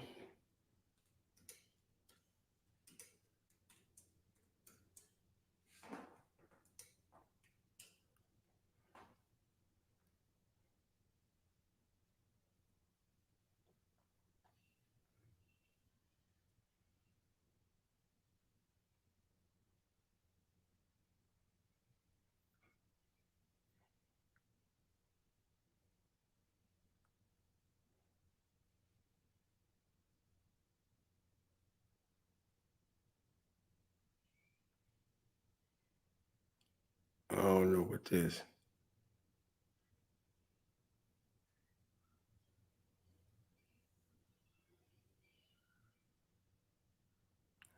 I don't really care about no fucking rainwater anyway. Rainwater ain't nobody to be actually talking about. You feel what I'm saying? Right now, our focus is actually on this doubt shit. And we ain't gonna try to get, past that, but that's our focus right now, who they call fucking out. But something gotta shake because Govan, I've been out of jail this long. And what did they tell Dolph family to let him out? And they ain't make no moves yet. And they already setting trial dates. Somebody told me, go over and tell the people you fall down the step and break his back and he got to get surgery. Probably back knocked out. But anyway, that's what was told. All right? That's what was told to us. Now we know that's going to be a big-ass case. Nobody want to talk about it. Since they revealed the 1 terabyte of evidence. The cookie shop, there's a number of things wrong with that shit. First, Raven said one thing. Raven unlocked someone.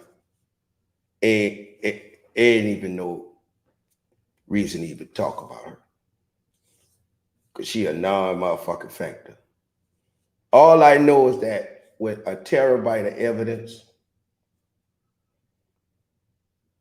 Cornelius ain't 1 gigabyte. Straight drop might be 5 gigabytes. Govan might be 5 gigabytes.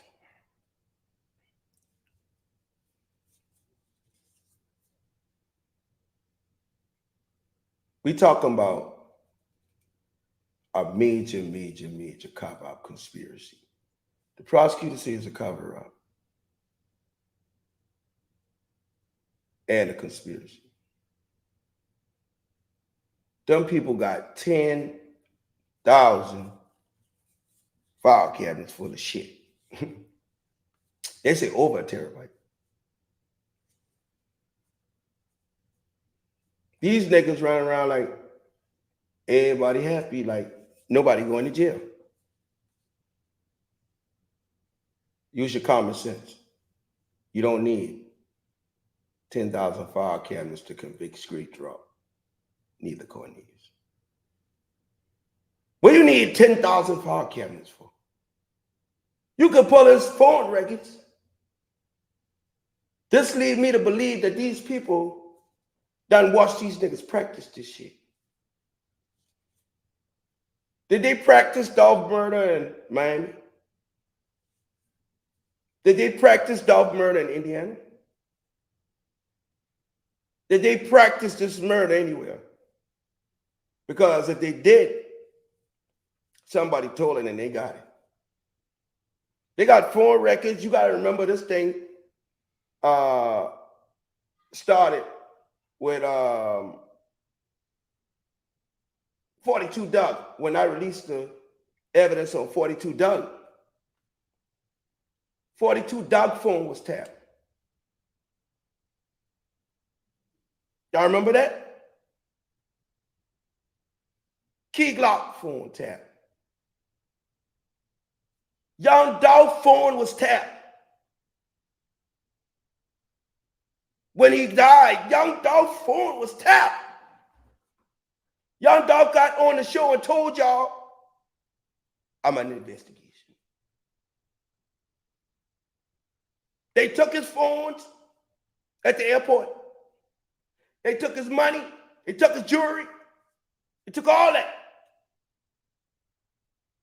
We talking about half of Memphis going to jail behind Dolph murder. Half of Memphis, homie. They gonna sweep all y'all ass out of there with 10,000 file cabinets of evidence. We talking about gangs on top of gangs on top of gangs, murder. Hey, look, that's gonna be the biggest conspiracy you ever seen in your life. You know why? Because Tupac murder just opened back up. Dolph murder opened up the door for Tupac Shakur murder.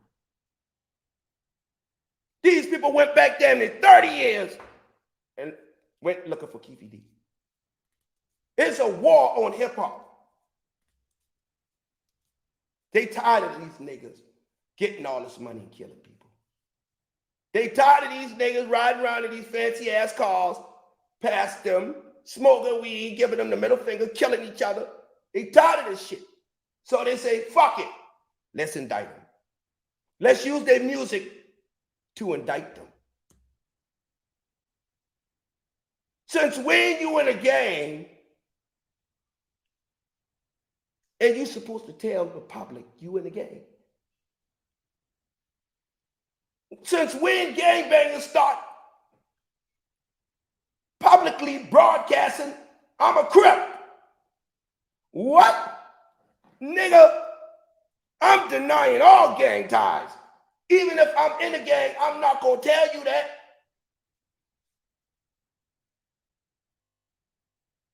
Not gonna tell you that.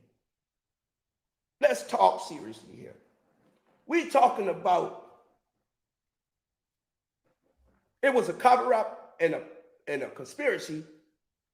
So they knew they were gonna kill Dolph at the cookie shop. They knew it. It was planned out. It was already planned out where he was gonna die at. Or at least where they were gonna put the body in. Let's put that. So that was planned out. So you mean to tell me the Cookie Monsters ain't been a part of the plan? And the Cookie Monster been had her ass down there in Miami, talking about getting ready for the mansion party. What?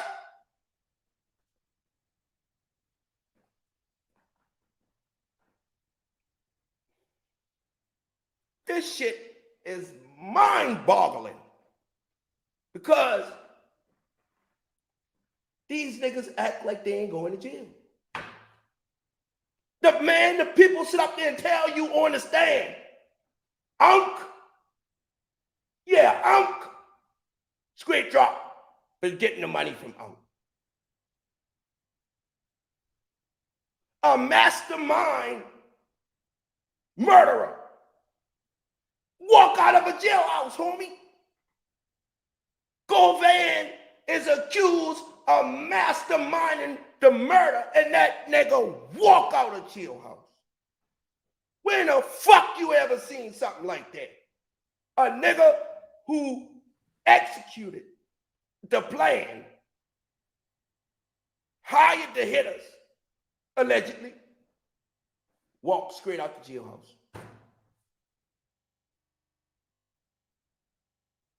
Did anybody get off of FBG Duck murder? Did you see Marcus Smart walk out of the O Block murder?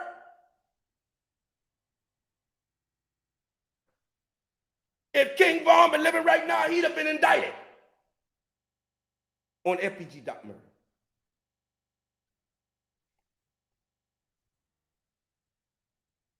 These people telling you they got 10,000 file cabinets of evidence. Plus, why the fuck you need 10,000 file cabinets of evidence for 4 niggas?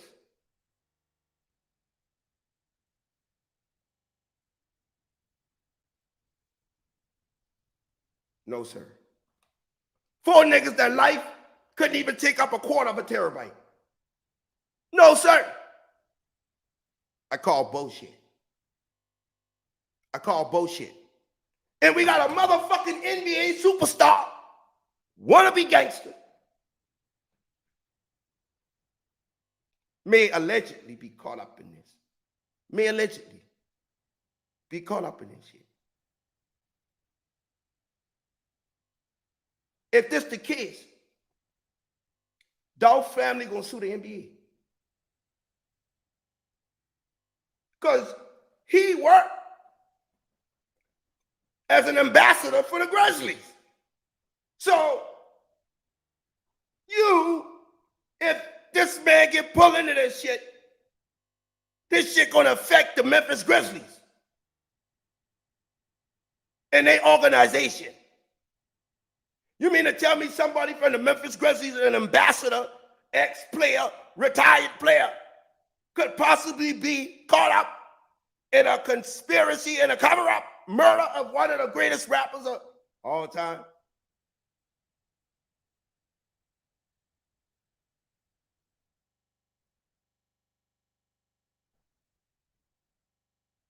This ain't gonna look good on Memphis. They ain't say big out. They ain't say low out. They ain't say skinny out. They say out. Who's Straight Dropper going to get the money from? Out. What's Straight Dropper going in? Indiana. Who live in Indiana? Zebo.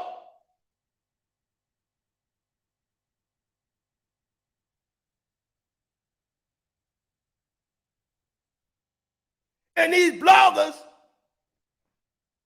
they gonna be scared to death to talk about this shit. Scared to death. I bet you they don't talk about this shit.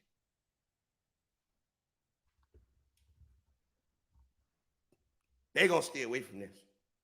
Yeah, they gonna stay away from this because they ain't got no heart. They gonna stay away from this shit here. They gonna say, oh no, that shit too dangerous. I ain't talking about that nigga. Fuck that nigga.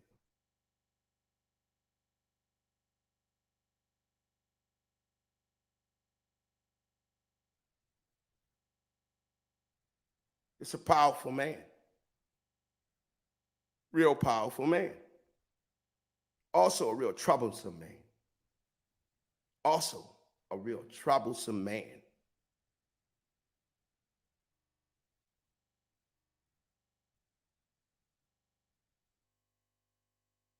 At the end of the day, when this indictment dropped, and this shit turned out to be true, all hail to the king. All hail to the king. Because I've been spoke about this months ago. Months ago, I've been talked about this shit. Months and months and months ago. Okay? I'm just shedding more light on it now that I found out that they call him Unc.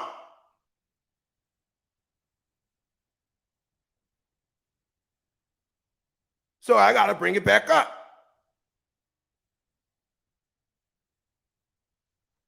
Got to bring it back up.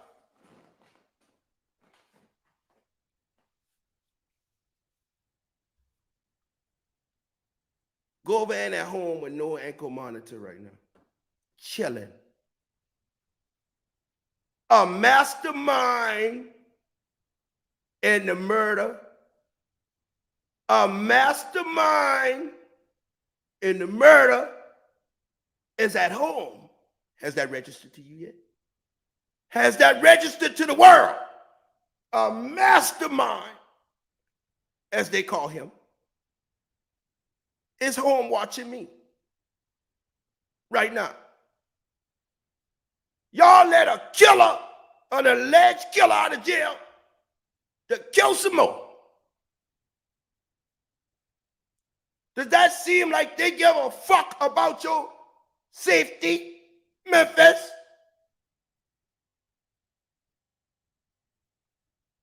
You let a motherfucker go who mastermind one of the biggest murders in the world. Talking about he's sick. Him can't stay in jail. Dolph Mama says it's okay for him to go home.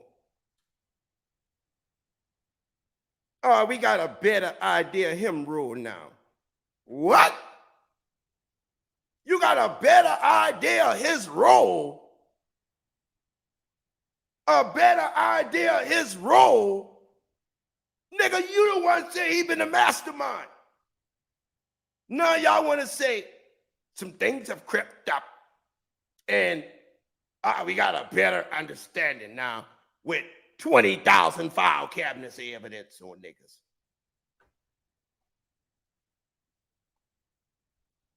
It was reported that Govan at 8:50 in the morning jumped out on the block and asked them boys, hey, y'all ain't hear what happened to Dolph, innit?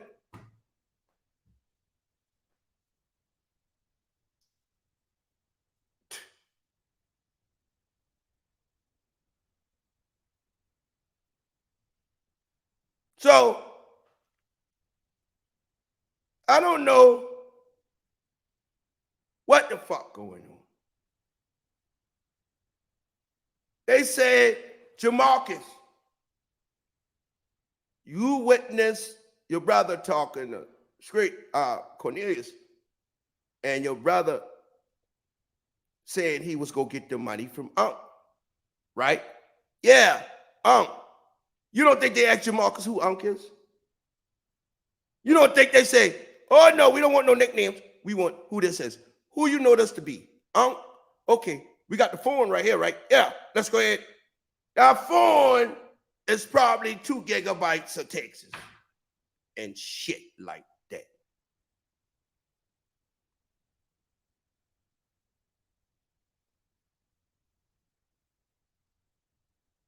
If Unc don't go to jail, whoever this Unc is they talking about, then you know for sure the cover-up went as planned. If they don't lock this fucking Unc up, you know for sure that they involved. Because they got him.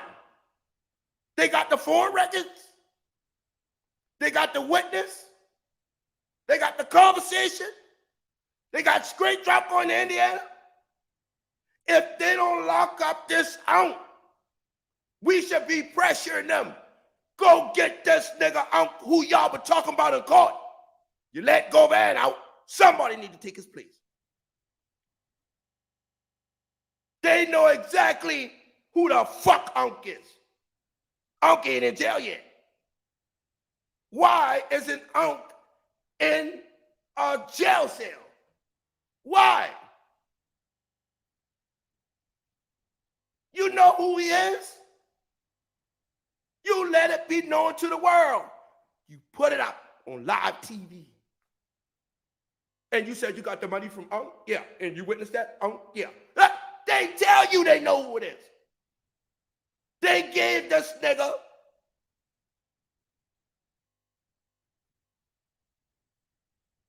a heads up. The prosecutor gave him a heads up. If he was a part of a conspiracy, you leak his name in the courthouse on TV. Why would you do that?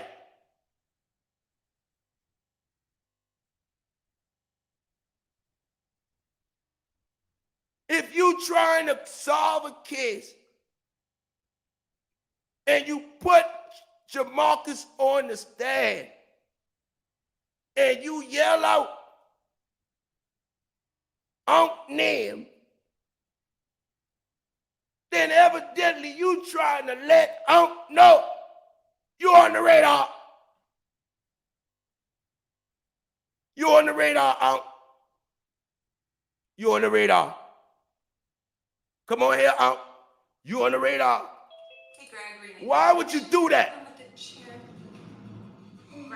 Why would you give these people a heads up, Mr. Prosecutor? Why would you say this? Also looked at some photographs that included one of your health. Tell the truth, man. Read the plea outside. Somebody The Bennett Smith, is that right? And you described to me, you turned this phone over, and in it were text messages with this individual Steve, is that correct? Text messages with Cornelius. Some of these text messages, some of what you witnessed was conversation with regard to money that Justin would be getting to see. Is that correct?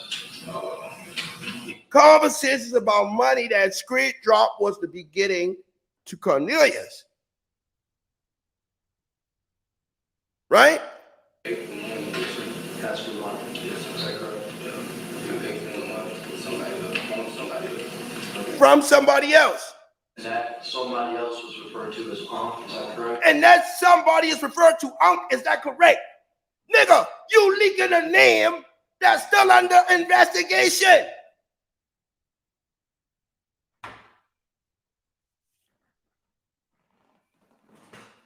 Fuck.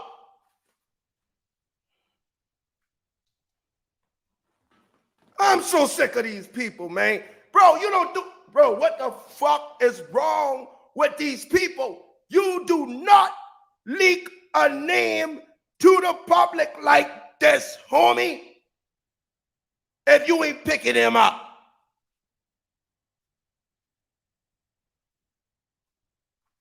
Why would this prosecutor leak Unc name to the public? Why? You telling the whole fucking world what's going on. This person named Unc, right? Jamarcus ain't even trying to call a name. He called a name. They could have said anybody. They could have said from defendant or person number 459. They could have given him a number. Bro, this shit was done intentionally, man. This shit was done intentionally, homie. This shit was done intentionally, my nigga. Why would Hagerman do this? So you just give everybody around there heads up to go kill anybody got anything to do with the Young Dolph murder. Because they already got the hitman and where the money come from, the mastermind and who the money come from. They done got the mastermind and who Street dropping action for that money from. So why would you say that? Why would you give out a nickname and say Unc and the only person associated with them people named Unc is Zebo? Why would you do that? Why would you do that? I can't figure this out for the life of me. Can somebody help me up here? Somebody want to come up here that got any type of criminal? I don't give a fuck. Bro, somebody come tell me what in the fuck is going on with Hagerman now. So the day that this aired, if was Zebo, allegedly, now he knows the story has been told, time to start killing. And who end up dead when this nigga walk out the jail out? Who end up dead? A key witness by the name of Joshua Taylor. Teasy.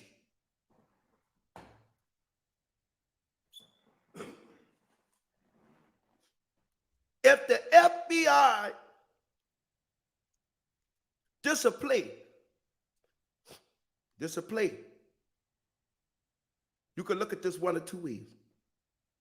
They put that name out there because they already had them niggas under surveillance. And they wanted to listen to them niggas' reaction when this court date went down. Because the first thing, once this court date went down, if they were already under surveillance, they wanted to see their reaction. They wanted to hear what they had to say to nail a dumbass to the cross. Now, if you hear this coming off the screen right now, right, and say you out, right, and you heard that shit, somebody call him, hey, out. Boy, that boy, your Marcus not telling all. And the feds listening to everything you say. So it could have been a play to get the reaction that they wanted from them people. It could have been a play. And that play was to set their dumb ass up. But see, you can look at it two different ways. Because they already know. They say, look, if we call a nigga name right now today in this courthouse, we know for a fact a message is going to be sent to him, and we want to listen to it. There it goes. There's two ways you can look at it. It's two ways. Ever since this court date, you don't hear Michelle them talking no more shit. Raven them shut the fuck up. And they all disappeared now, and nobody want to talk about the dog case. Ever since Teasy murder, they all got scary feet now. So my thing is, I'm looking at this internally, bro. I'm looking at this from an aspect of why would this prosecutor say that? Some of these text messages, some of what you witnessed, this conversation with regard to money, you found that Justin would be getting to see. Is that correct? That's for money. Is that correct? From somebody else. So Jamarcus ain't trying to tell him who it is. That somebody else was referred to as Unc. Is that correct? Okay. Yeah, so that somebody else too is referred to Unc. They just brought another suspect in the case, in your face, and they give him a heads up. And ain't nobody back in that fucking jailhouse yet.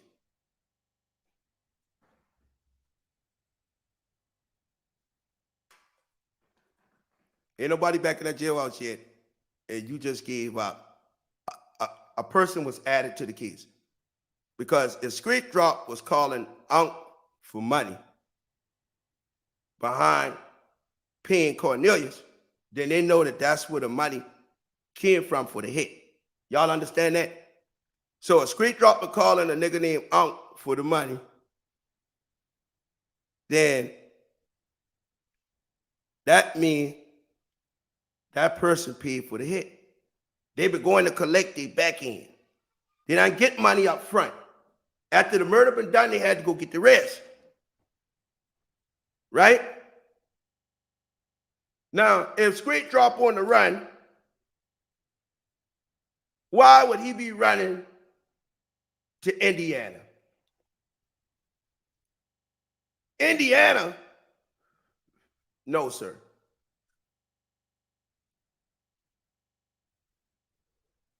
Indiana, come on, man. Indiana. What two things were in Indiana? What's the two? Abe and Jamarcus. They following the money. They following the money. Now, when they was trailing Street Drop, and Street Drop was on the way to Indiana,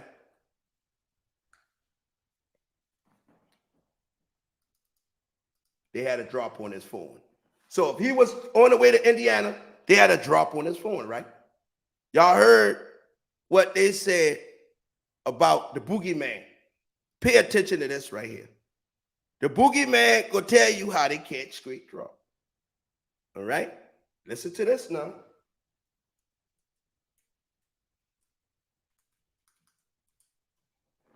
Yandall press conference. A lot of y'all ain't hip to this, but we gonna put you on now. Watch this. They knew exactly where the fuck he been going at. They knew where he been at prior to that. Morgan and Morgan. I was on hold for maybe. They knew where he been at prior to that, and they knew where he been at. Excuse me. They know where he been at prior to that, and they know how they got him. Check this shit out, bro. That's why I tell you they knew about this out, nigga, from day one. From day one, they knew about him, homie. Look. Good afternoon, everyone. Certainly want to thank you for being here this morning at 11:30. He waived his identity hearing and he waived his bond hearing.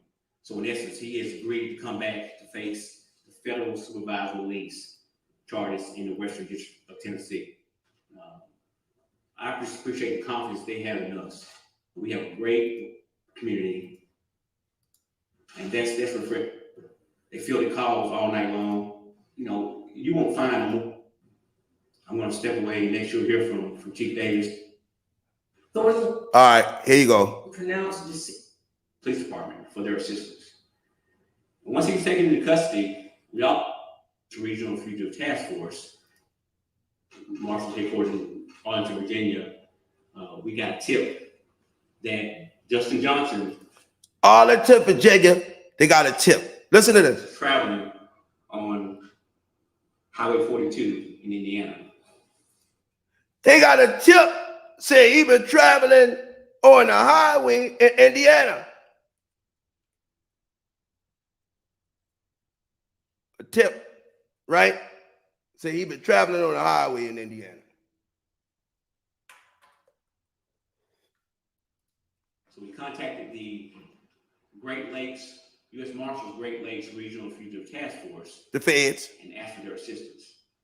And so through a coordinated effort, they were able to stop a vehicle and she pulled into a truck stop in Brazil, Indiana, just outside of Terre Haute.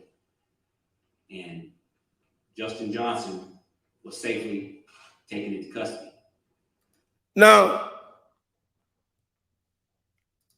watch this. Hold on. Justin Johnson was traveling on Highway 42. Highway 42. Right? Y'all paying attention? Watch this. We coming right back.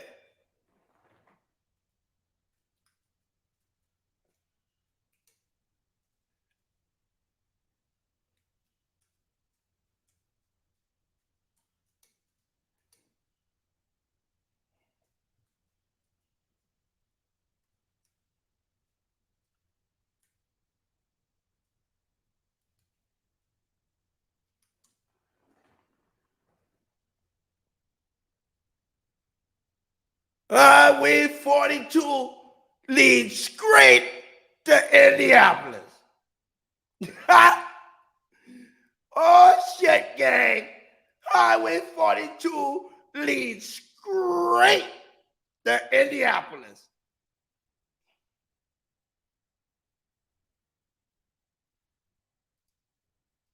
This the highway he trip his dumb ass up on. Right here. The highway, Brazil. Right here, Indiana. Straight dropping right here on Highway 42. Going straight into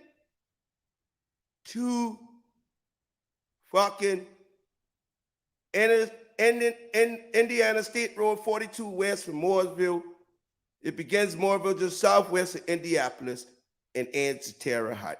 There it go right there. So he got caught by Terre Haute on Highway 42 going straight in the motherfucking Indianapolis. Right there. He been going to get that motherfucking money, homie. Allegedly.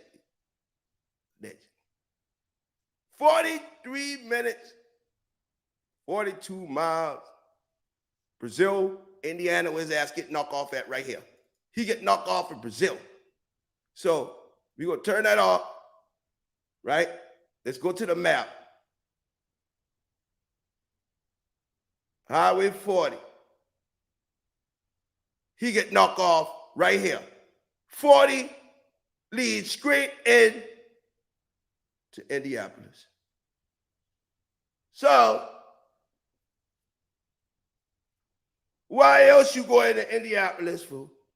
You doing up here these goddamn Cloverdale, Castledale? What the fuck you doing over here? Ain't number one nigga named Unc live in this area. So, you've been in Brazil, Terre Haute prison, federal prison, Terre Haute. Right here.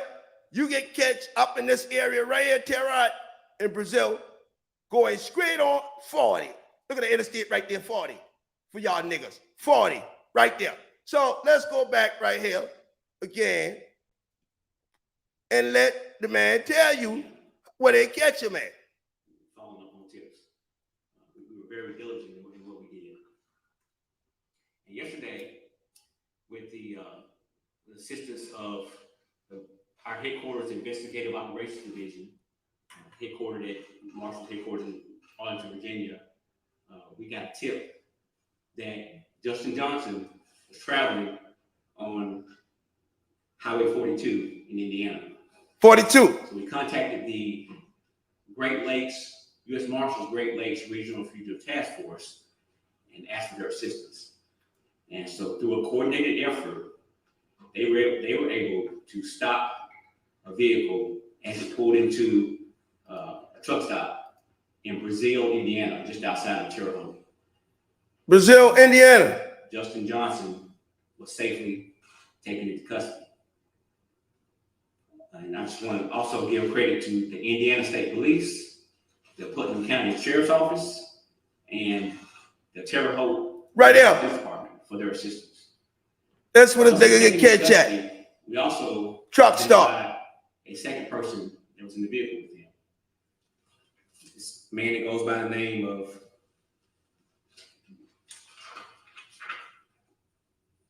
Shondale. I'll spell his name S-H-O-N-D-A-L-E. Barnett. B-A-R-N-E-T-T. Shondale Barnett. Date of birth is February 6, 1994. He's originally from Memphis, but lives in Dallas. Shondale Barnett is a person who we believe was providing assistance to Justin since we've been looking for him. He now faces charges of accessory after the fact, first-degree murder. He's being housed at the Clay County, Indiana jail, and he will face, there was a state warrant. Y'all think Zebo giving the drop on him? Y'all think Zebo give the drop on him?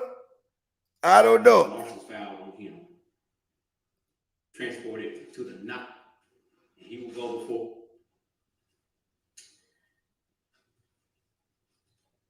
I want to thank Chief Davis. Love the street. Cornelius Smith is now in custody as well, pending the following charges: first-degree murder, criminal attempt first-degree murder, list of individuals.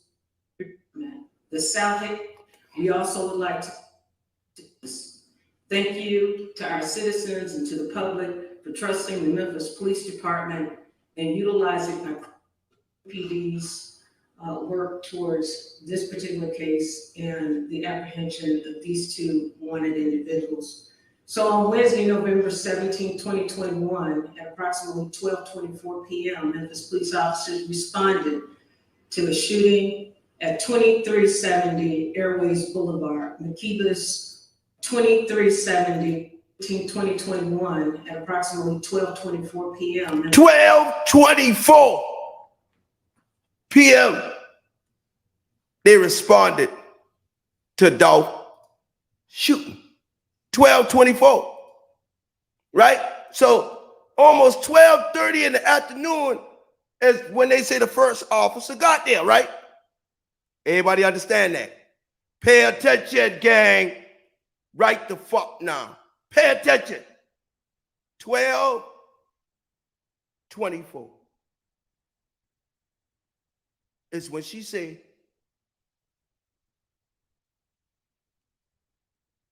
they found it.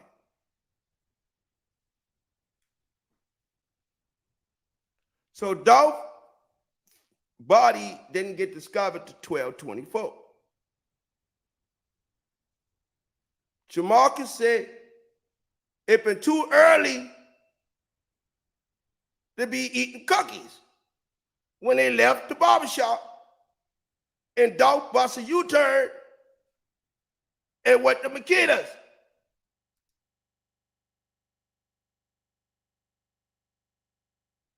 It's damn near 1 o'clock. How is it too early? And it been early in the morning when Snoop Band said he get the call.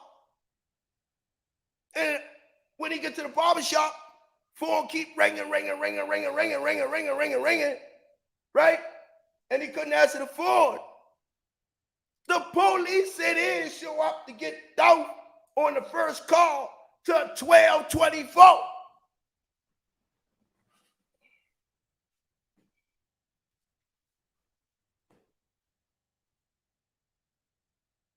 So that means the first call ain't coming for the Mercedes-Benz till about 1:30, 2 o'clock, right? Now we cover this in the 911 calls. The call went out on that call around 11:30.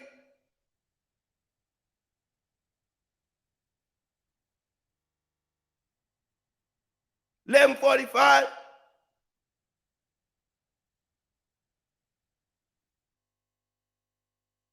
But they said the first officer didn't get there. 12:24. Hold up. Let's go back. Police officers respond. These two. This is very important. Provide just a bit of a summary of the MPD's work towards this particular case and the apprehension of these two wanted individuals. So on Wednesday, November 17, 2021, at approximately 12:24 p.m., Memphis police officers responded to a shooting at 2370 Airways Boulevard. 12:24.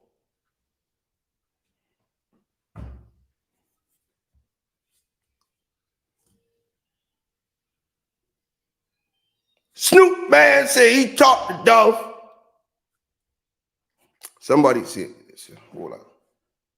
12:24. Hey, timeline and the bullshit. So let's get on this right here, right now. Let's get on this right here, right now. Because I can go back to the 911 calls and I can already tell you that's bullshit. I can already tell you from the 911 calls, I'm going back and I'm listening. 12:24 is when the first officer responded. 12:24. So ain't no police responded to that place until 12:24. This is the key That's a key element, gang. 1224.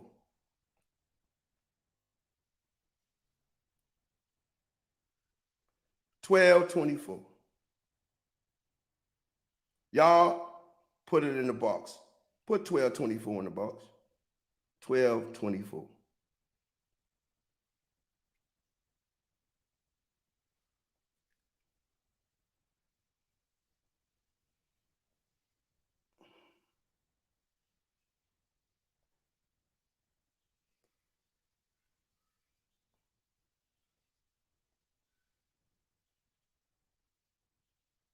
Here it come.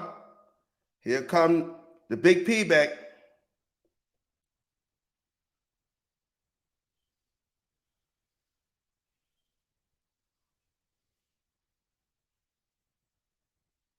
Here come the big P back.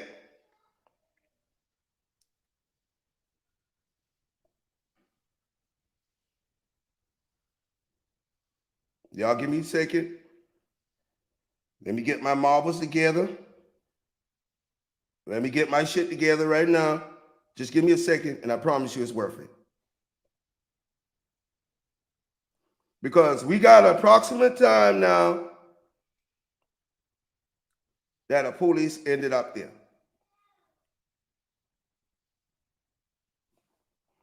Give me 1 second. Y'all, 1 second.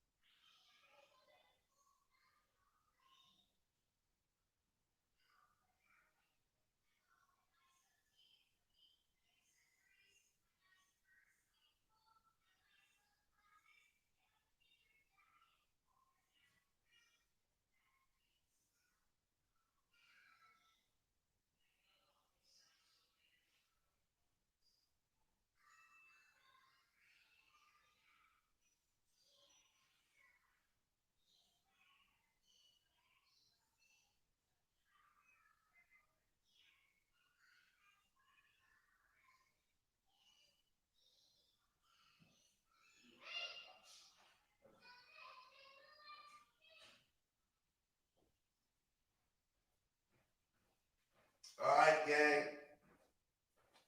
I bet you ain't nobody move out this motherfucker.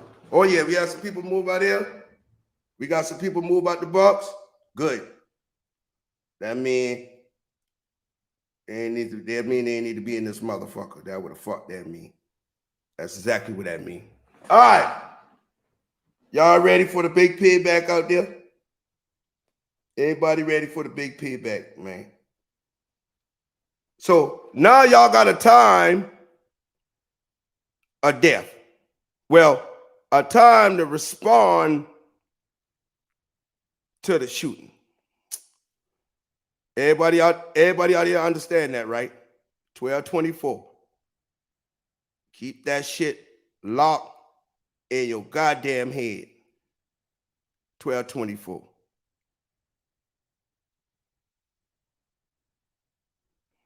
All right. Now I'm put something on this board right now for y'all. And this gonna prove to y'all another part of the conspiracy.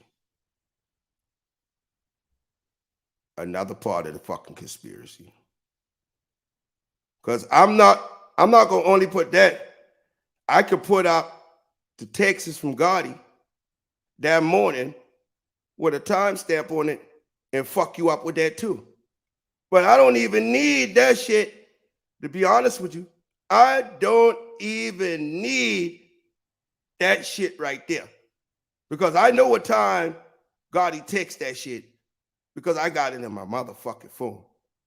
I got what time he takes it. You ain't got to worry about that shit. Near bit. I'm looking for this right here. Right here. This is the first thing I'm going to put up here on the board. Let me get this bullshit off here. Come on, pop up here.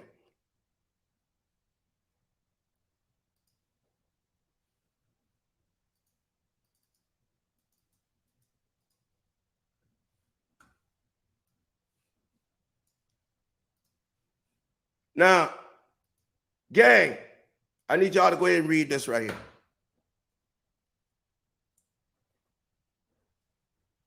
My nigga Carl woke me up early yesterday morning like we finna do the video shoot. I'm like, nah, nigga, it's 9 o'clock in the morning. So I hop straight up and get chopped. While I'm getting chopped, bro called me 2 times. 9 o'clock. But I couldn't answer. My hand was under the apron. As soon as I got my hands free, called my phone back 3 times, no answer. Ain't nothing like 2 minutes have passed. This shit really fucking with me. I know bro was calling me to meet him and do some business for him and blah, blah, blah. This man said, don't call him at 9 o'clock that morning. And when he called Dolph back, not even 2 minutes later, Dolph ain't answered the phone, even dead. Go ahead right there. That's the first thing.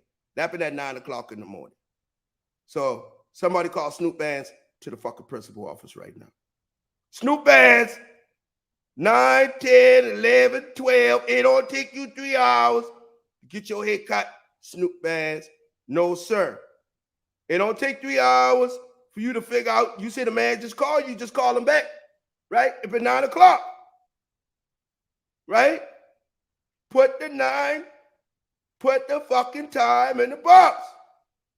The first police did not respond to that place till 12:24 when they got the call.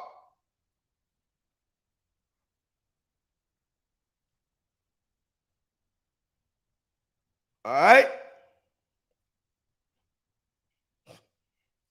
Marcus said, Dolph brother said, it was too early to be buying cookies. It was early in the morning. Thank you, Geraldine. Jamarcus told me personally, that it was early in the morning, too early for any nigga to be eating cookies. Thank you, Amanda. Thank you.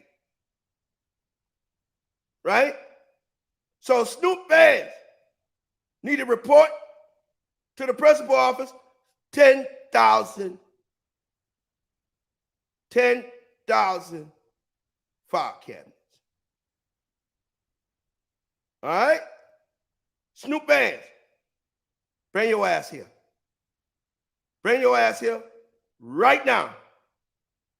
Because this shit don't make no sense that man call you at 9 and you call him right back and he ain't answered the phone. All right. So Snoop Bands say that. So Gotti put out a text at the Dolph murder. Right? So Gotti said, I got one question.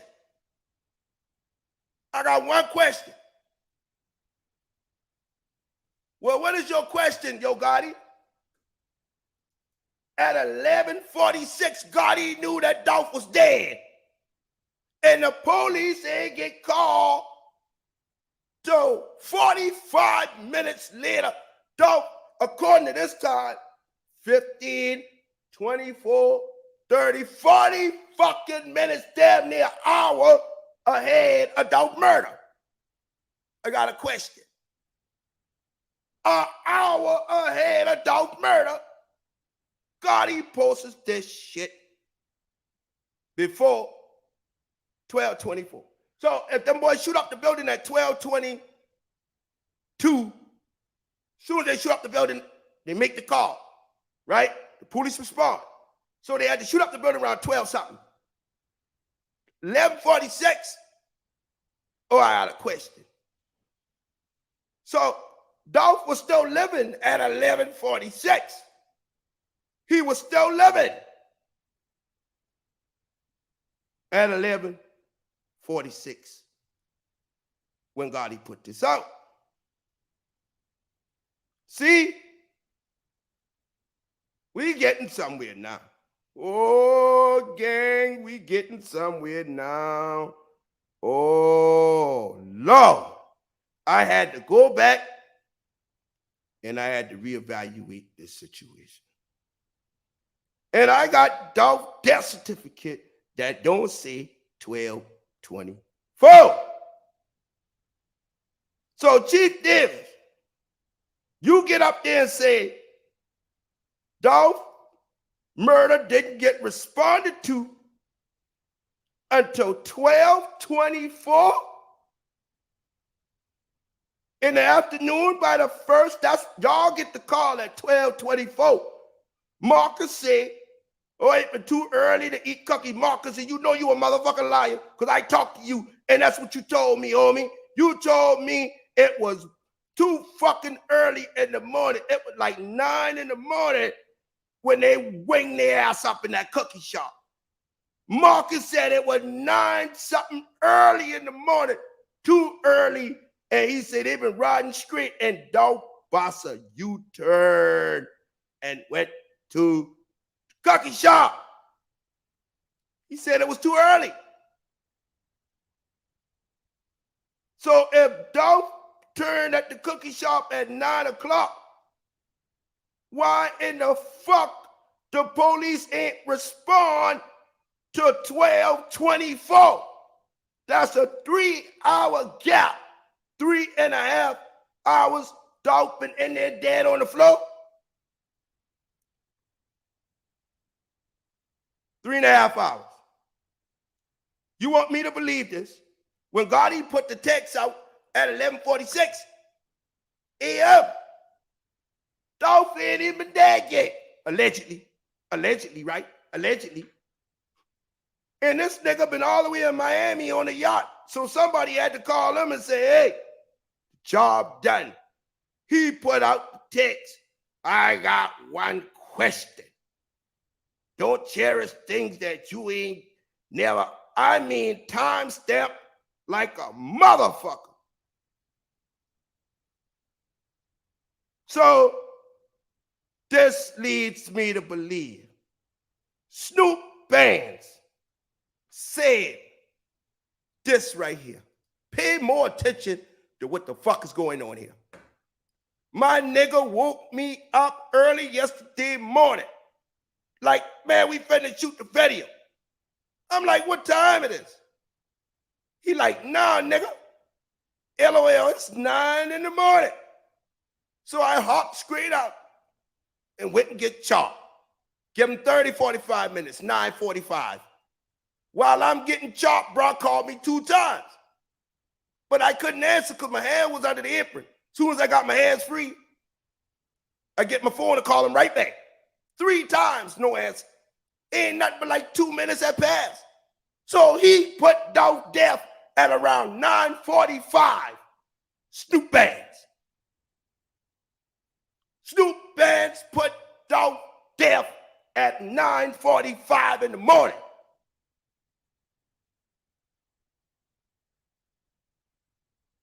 See, running your fucking mouth, get you in this trouble right here. Them people say they ain't get the call till damn near 1 o'clock, 12:24. We missing 3 hours with Dolph body. I'm just saying, man, we missing 3 hours and 22 minutes with Dolph body. What happened in the 3 hour and 22-minute gap? What happened? What happened? The cops say the first responder ain't get there. The first call came in 12:24. Now Snoop Bands saying right here, man, 9 o'clock. It's 9 in the morning. So I hop straight up, give him 45 minutes. While I'm getting chopped up, bro, call me 2 times. My hands under the apron. So as soon as I get my hands free, call him back. Man, 3 times, ain't been no answer. Ain't nothing but like 2 minutes had passed since Dolph called him sitting in the barber chair when he went straight there, and it was 9 in the morning.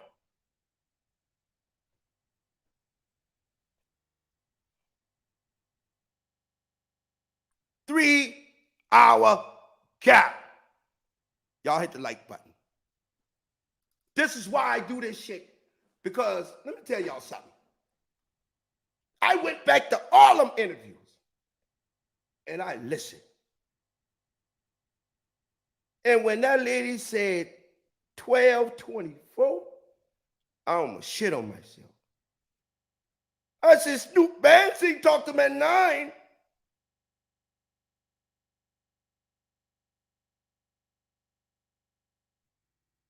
Jumped straight up, went straight to the barbershop. Jamarcus said, it been too early to buy cookies. It been 9, so Snoop Bands and Jamarcus' story add up because it been 9 in the morning. They been to the barbers early that morning. Dolph been to the barbershop. 9 something early that morning because he about to do a video shoot, so you know he had to go get a haircut. So 9 that morning, he been at the fucking barber. Marcus said he went to the barber, meet him there. He drove behind him to Cascade. They jump out Marcus' car, went into Dolph's car, hit Airways, and he said it been early. Too early to be eating cookies. I remember this shit like it wasn't nothing. So I said, well, how early it been, Marcus? Marcus said, shit, man, it been so fucking early. I don't even think the place been open. I said, open? Yeah, man, it been early as a bitch. Marcus, you know I ain't lying on you, bitch. You can call me right now, nigga, and I'll set you straight.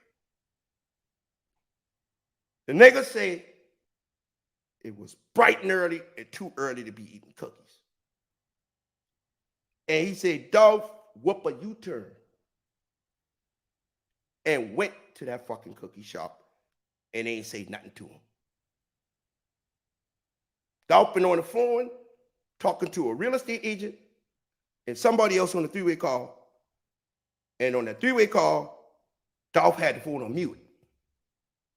So when Dolph get killed in the cookie shop, they say something about Dolph's phone that ring. Dolph walked in the... Dolph been on the 3-way call and he been on mute. When he died, that phone been on mute. So, 12:24.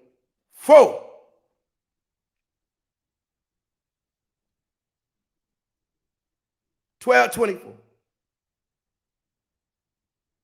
It's when the first responders say they hit the scene at the cookie shop. 12:24. Tell them again, Miss Chief.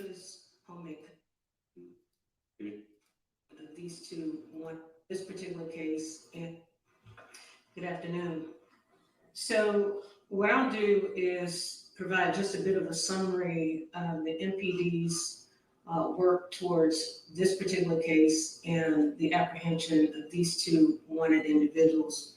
So on Wednesday, November 17, 2021, at approximately 12:24 p.m., Memphis police officers responded. At approximately 12:24, Memphis police officers responded.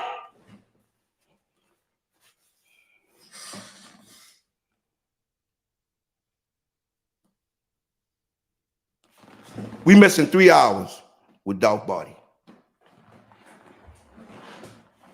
I'm sorry. Snoop Bands, you put your foot in your mouth. Marcus, you put your foot in your mouth. Dolph get killed at noon. You mean to tell me dog died at 12:20 in the afternoon, 12:20? And he called a nigga at 9 o'clock, said, come on, let's go. We about to shoot this video. And he get killed 3 hours later. But he called you from the barbershop and you called him 3 times and he didn't answer. They had a shooting on around that corner.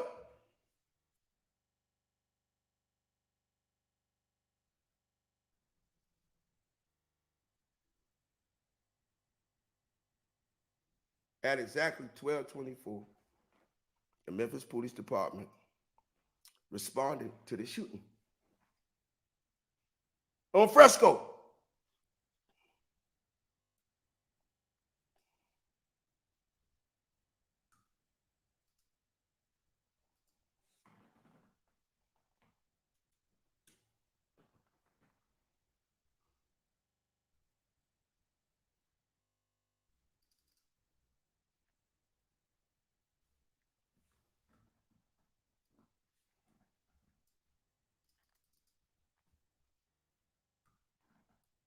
All right. Hold on for a second. Because guess what?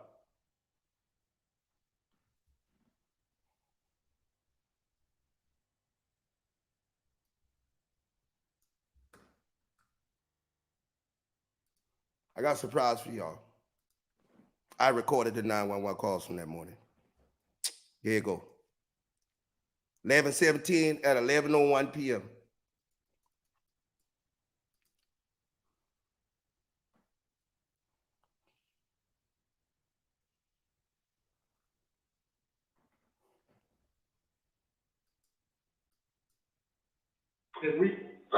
I'm getting flagged down by multiple people that are saying there wasn't.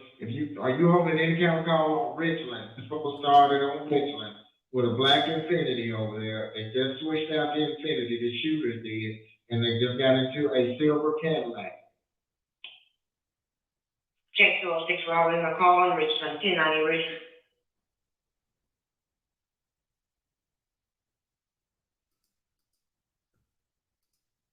Any other noise that can pull up to the wall. This is 4352. 362. Yeah, 206, you on the other call. To check the Richland address. What is in a crime scene over there?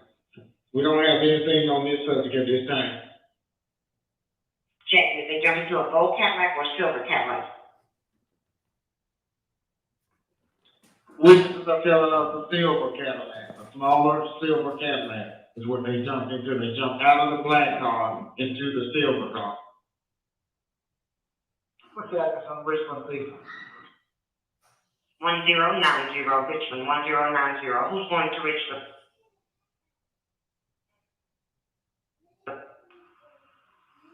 I'm close by. I'm number 031, Richland.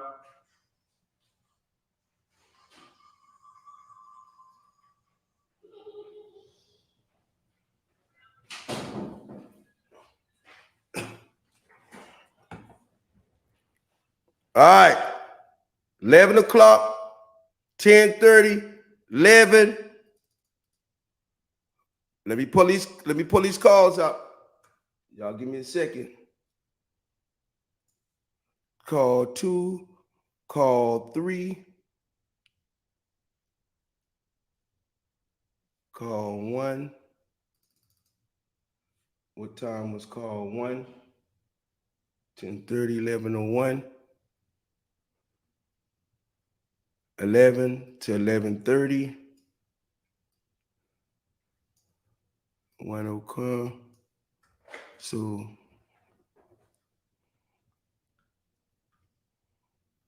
hold on, y'all give me a second. Let me get these calls.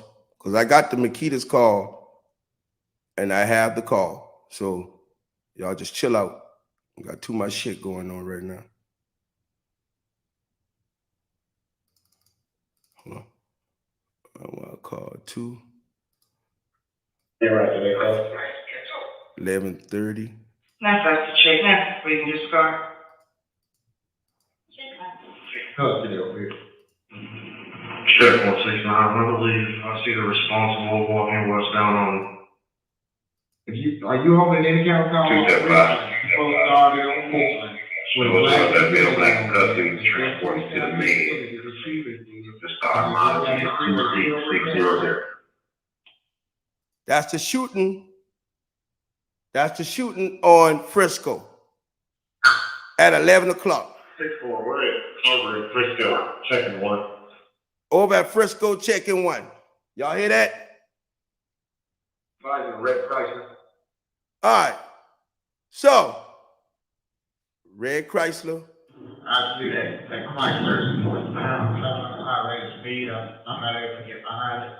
Can't get to the Chrysler.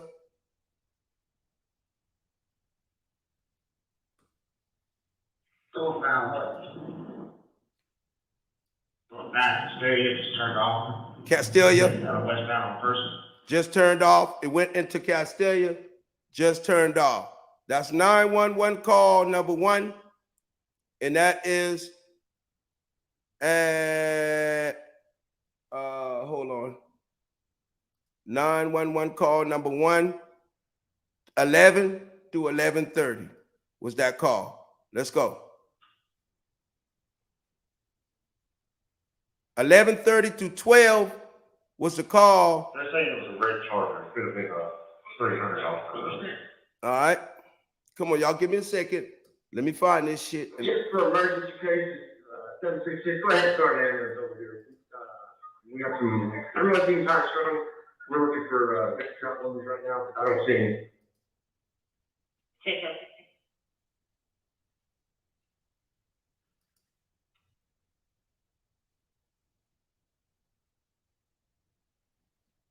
What was the vehicle description on that red 5? What kind of model was it? I'm on crazy now. Either a 300 or a Charger. This was the same with the Charger. All right. So, Say Chrysler 200. 11:30 to 12 is dog call. All right, that's call number 3. 11:30 to 12. Let me get the call right now. The 911 call 2, 3,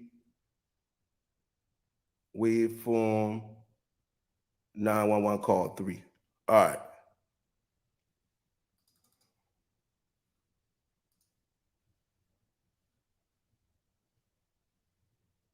Me walking.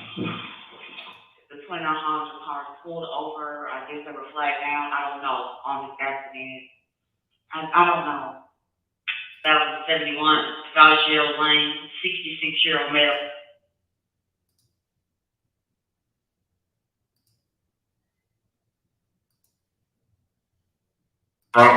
Yeah, 247, right at the interstate. Crime scene to collect evidence. The Bureau is on the scene over here already.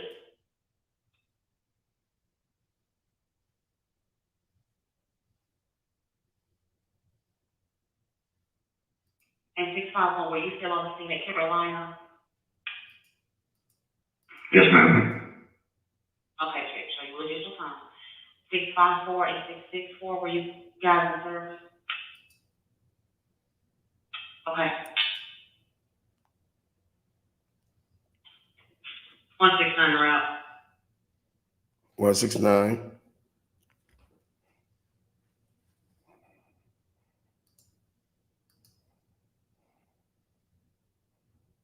Crime scene to collect evidence. The Bureau is on the scene. Black yellow shirt, black jeans, is aggressive, and walk up to the vehicle to put the money, working for the summer, at Chick-fil-A, 51. But you can vandalize his vehicle, and he's standing by, 2015 Kia 14 Silver, you know. And black paint 1142 decision.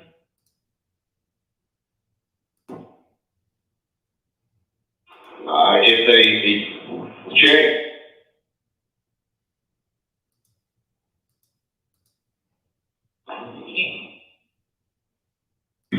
further if you disregard my grounds for evidence. I'm pulled over towards that overdose, got a part of the ordinance. Check, roll call. Did you say you're with him at any time at the conference? At 11:45? I'm showing you there, I just wanna make sure you didn't say anything else, there's just a lot going on, my apologies.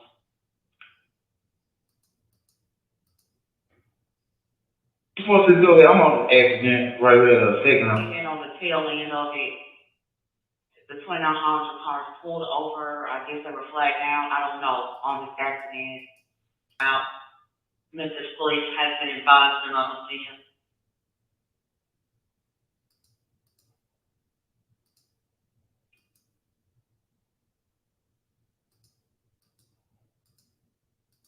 Could you have for 25 comments 4613? You still on the scene at Carolina? 169 route.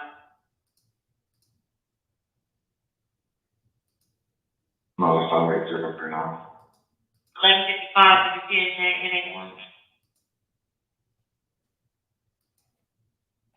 Alright, 2016 Kia 14 Silver. 62 Bill Davis and Arkansas.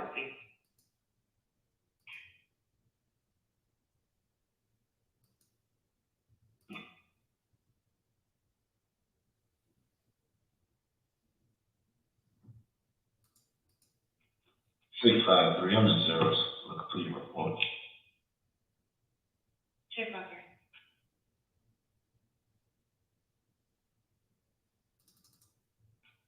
Looking for check someone's program.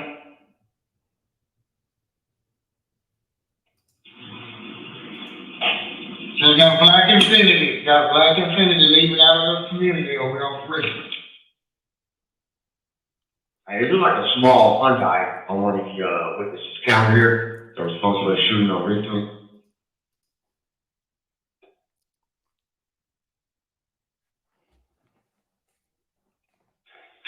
Bravo, show me my location of 4837 Two Lane Road, apartment number 101 in the Gospel Island Apartments. Check, 50 minutes left, 11:42, didn't fit in. 1090, Richmond, 1090. We don't have anything on this subject at this time. Yes, ma'am.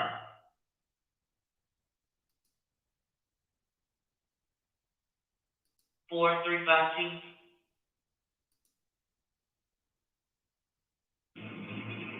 Check 169, I believe I see the responsible walking westbound. Kingsmith Bridge, last 480. Infinity over there. 1090, Richmond, 1090. Who's going to Richmond? We're looking for,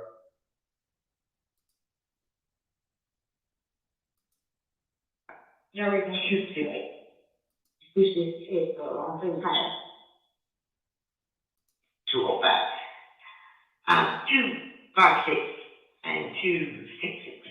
On same time. I see that Chrysler is northbound. 64, we're over at Frisco, checking one. All right. That's a Frisco call, 10:30 through 11:30. All right. I don't need that. That's the Frisco call right there. Now, Dolph 911 call. What was it, 3132 Royal Knight? No. Take your call.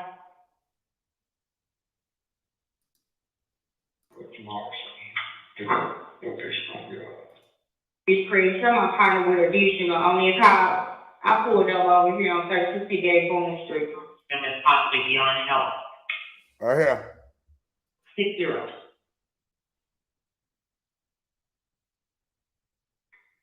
Check, thank you so much.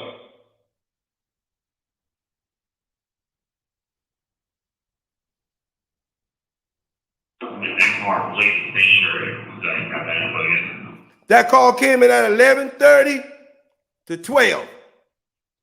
These calls are 30 minutes apart.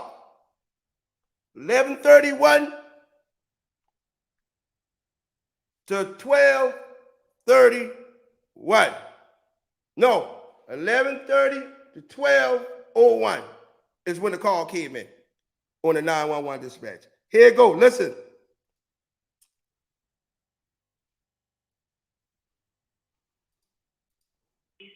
Airways Home Bakery, 1225 is here, gentlemen. It's Chris, I'm a partner with Additional on this house. I pulled up over here on 3258 Boone Street. Officer, some kind of him.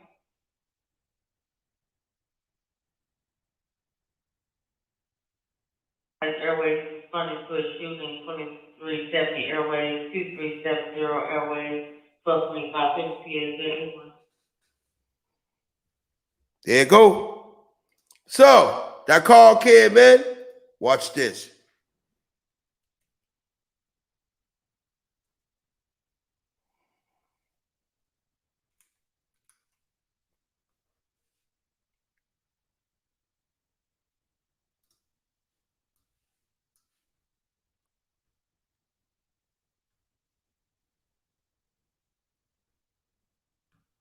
$11:30 to 12. Call came in around 11:45. She said 12:24. So let's get the right here.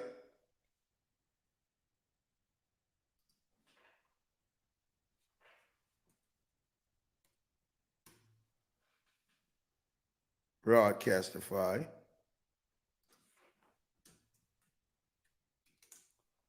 All right. All right here.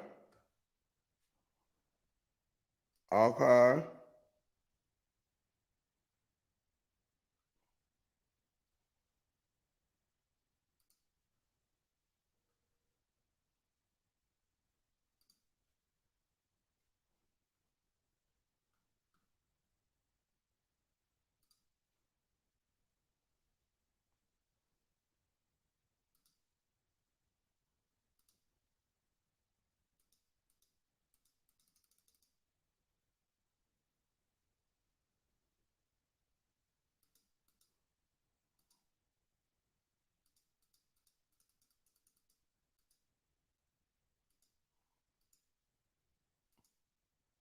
All right, anyone let me back up for them feeds? Watch this.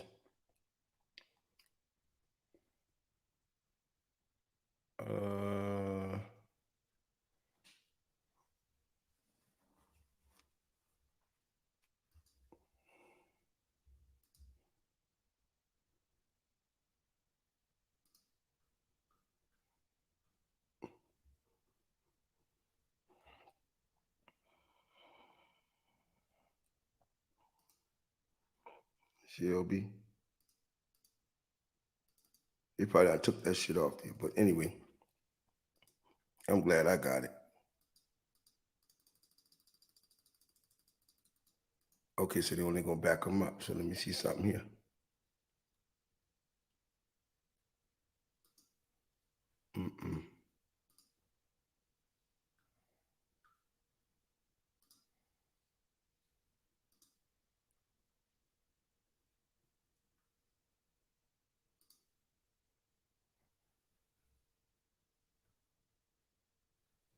Hold on.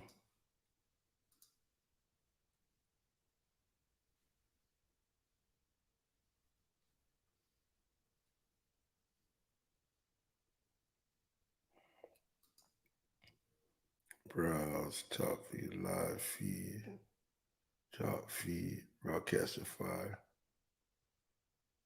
All right.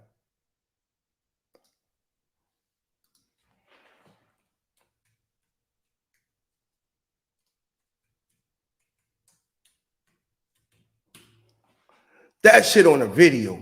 Oh, I got their ass. No, don't even worry about that shit. I got a video on that shit.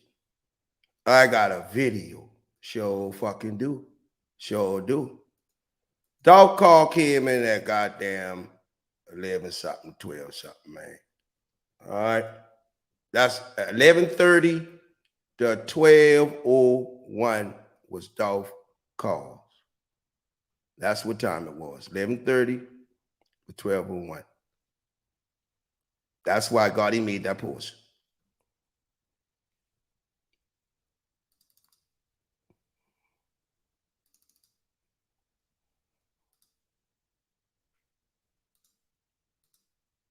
He made that post image.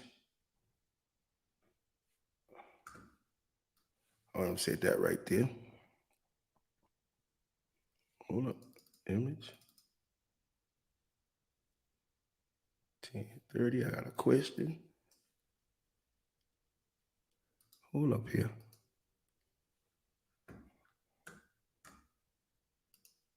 All right.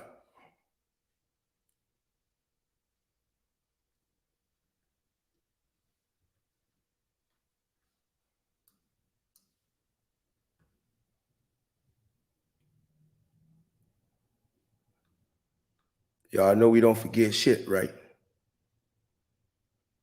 Y'all better know that. Y'all better know we don't forget shit. 23 items. Come here. Open up, motherfucker.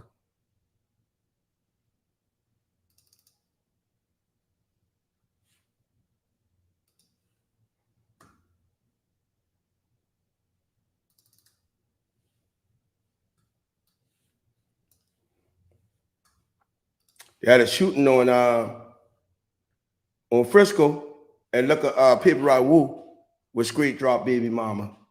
Right here. Right here. Look at Wu and Straight Drop Baby Mama.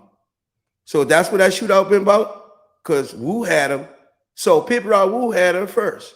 Ha ha, Raquel Johanna. Straight Drop Baby Mama. So if that's what the shootout been on Frisco, right there. See, Wu been fucking the baby mama. You feel me? And the nigga couldn't take it. So him and Wu been at it. Okay? And that was the bullshit. Snoop Bands on the phone talking about he had to go to the barbershop and this nigga been around the corner allegedly shooting up at Straight Drop. So them two right there was accused of being the shooters at first. Snoop Bands and Paper Rock Wu. So their stories, that shit on Frisco was playing. That was to get the police around there on Frisco while they been doing what they had to do with Dolph Body. Cover up. The shooting on Frisco was a cover up while they sneaked that body where they had to do it, or however they did that shit. I don't know. It's all alleged. I'm just putting it out there for the people. But it was a distraction because listen to this. They said the niggas jump out of Cadillac, went into this car, then the car been going too fast, and the police about, I can't chase them. All that. I mean, it's just been so weird. Look at Raven friends with Orange Mound quit. Anyway, Raven friends with Orange Mound quit. Right? So check this out. Okay, and yes, we're inside his children.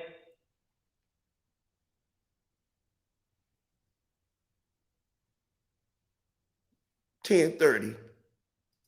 This post started on Richland with a black Infinity over it. They're saying there wasn't. Are you holding any kind of call on Richland? They're saying there wasn't. Are you holding? I'm just flagged down by multiple people that are saying there wasn't. Are you holding any kind of call on Richland? This post started on Richland with a black Infinity over there. They just switched out the Infinity, the shooters did, and they just got into a silver Cadillac. So they had a shooting at 11:02 on Richland. They jumped out of one car, went into the silver Cadillac, Richland. Check 206, we're already in a call on Richland, 1090 Richland. Richland.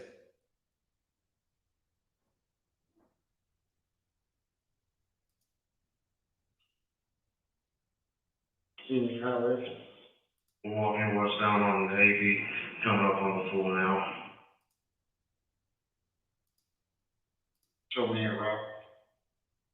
626. 216, I got it on my side. 10-1 Country 1120. What side is 62?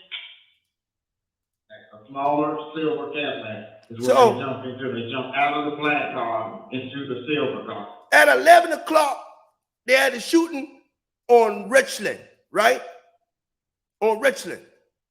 Shooting on Richland, 11 o'clock, right?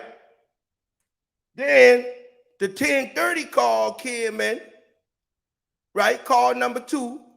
Watch this now. The 10:30 call coming, hold up, 11 to there. Call number 1. Come in. This call came in. Right here, listen to this. Yeah, right there. That's the check. That's please disregard.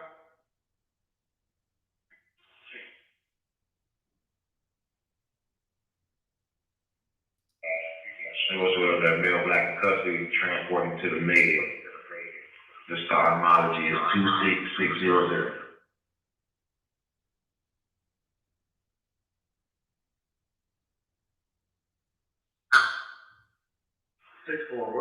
Over Frisco, checking 1.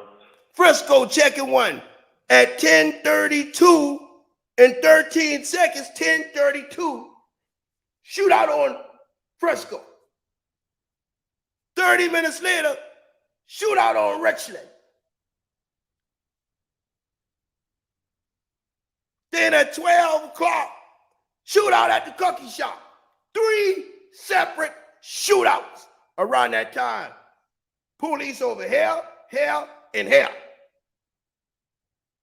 And they ain't get the call for Dolph to 12:24.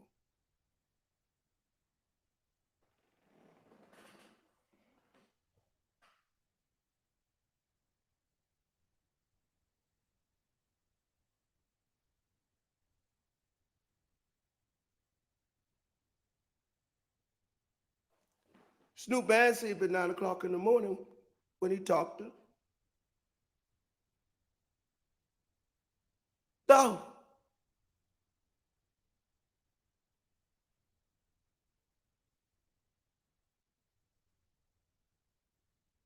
So they had 2 different shooting.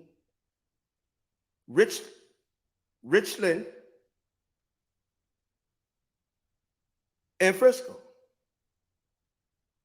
Frisco first, Richland second, Airways third. 3 shootings in a matter of 10, 11, 12, 1. 2 hours and 30 minutes, three shootings.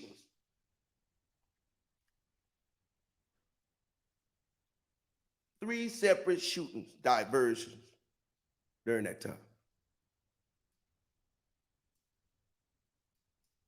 Gotti said, I got a question at 11:46. Dolph ain't been dead till the fucking police precinct. You can walk from the police precinct to the cookie shop. So if they get the call at 12:24, they could have been at the cookie shop at 12:25. The police precinct right down the street. Right down the street.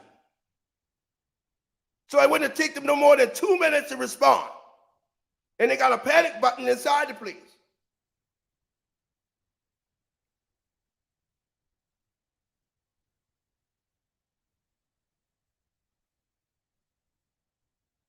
What dog body been at for them 3 hours, man? We got 3 hours ain't accounted for, bro. We got 3 hours not accounted for, bro. 3 hours. Snoop Dogg say he been dead when he called back. Snoop Dogg said I ran that phone 3 times, no answer, and my dog been gone. That's what Snoop Dogg said. He called that bitch 3 times, no answer. And another like 2 minutes have passed. This shit really fucking with me. I just know them 2 missed calls was bruh telling me to meet him somewhere or pull up somewhere like we always do. This shit ain't right. We gonna handle business, bruh. Get your ass out of here, Snoop, man. This nigga here say, whoa, 2 minutes have passed. Don't call you in the barber chair. Don't it. So you been in the barber at 9 that morning. You said hop straight out. And I went to get chopped up. Don't call me. The boss called me. I gotta go. I jumped straight up. Take me a quick shower. Jump out the house. I'm going around the corner to the barber. 30, 45 minutes. 9:45, I sit in the chair.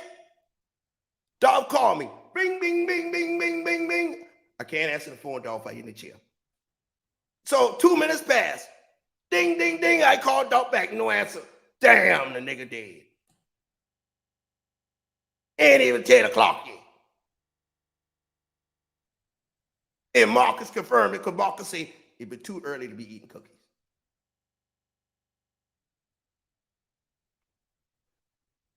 They said they ain't get a call till 9, 10, 11, 12, 24. 3 hours and 24 minutes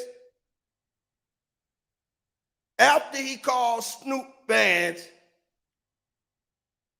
he been dead.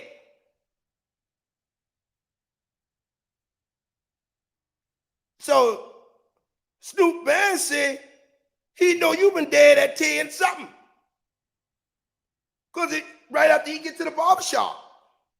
Cause Dawg said we going to shoot the video. So I'm like, what time? He like, now, nigga. So you in a rush, cause he said now. So you trying to hurry up, go get that haircut and get the fuck up out of there, man. So you ain't gonna be lacking. Hey, Dawg said we gonna shoot the video right now, right now, right now. Get up, Snoop, get up. Snoop, get up. Snoop, Snoop, get dressed. Run to the barbershop. He in a rush now. He in a rush because he got to meet Dawg. Thank you, Chanel Lewis. So he got to meet Dawg. So he pressed for time.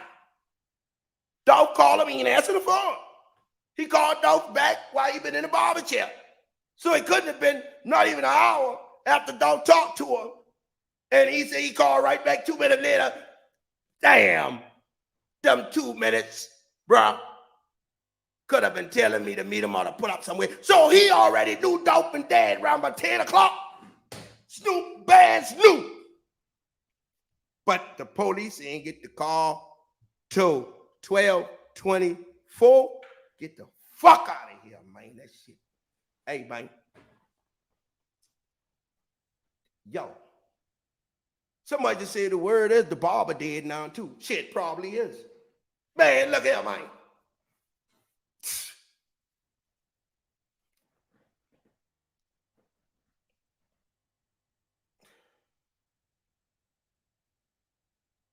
The man called you and said, man, we're going to shoot a video.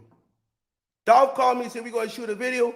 I'm going to be dressed, haircut, and all that in less than an hour. I'm going to call the barber. Hey, move whoever the fuck you got out the way. I got a video shoot. I got $100. Cut my hair. Barber, come on now. I get up, I to the barbershop, 15, 20 minutes. I to the barbershop, I get chopped up, I gone. I tried to meet him. The man say, now. 9 o'clock, he said, I need you now. Because we about to shoot the video. So it ain't like you been laying for 3 hours. Ain't answered your phone for 3 hours. And you said the man called you 2 times while you been in the jail.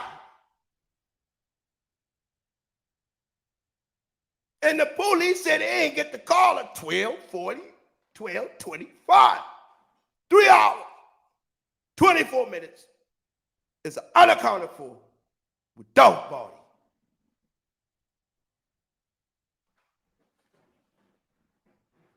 We doing timestamps now. Fuck the money. Let's do timestamps now. Because we got a time now. Them nigga tell us 12:24. And you ain't gonna get up there and make no mistake but no motherfucking 911 call. So that shit been written down for the chief. So she had to know what to say. They had that time right. They said, hey, we pull up. Memphis Police Department said they respond to 12:24. So that means they knew nothing about Dawg murder till 12:24. 12:24. The police didn't know the 12:24, and Gotti said, bitch, I got a question at 11:46.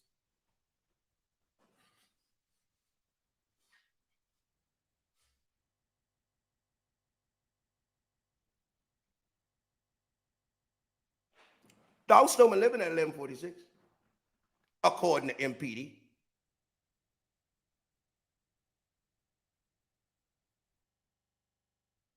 $12 o'clock in the afternoon.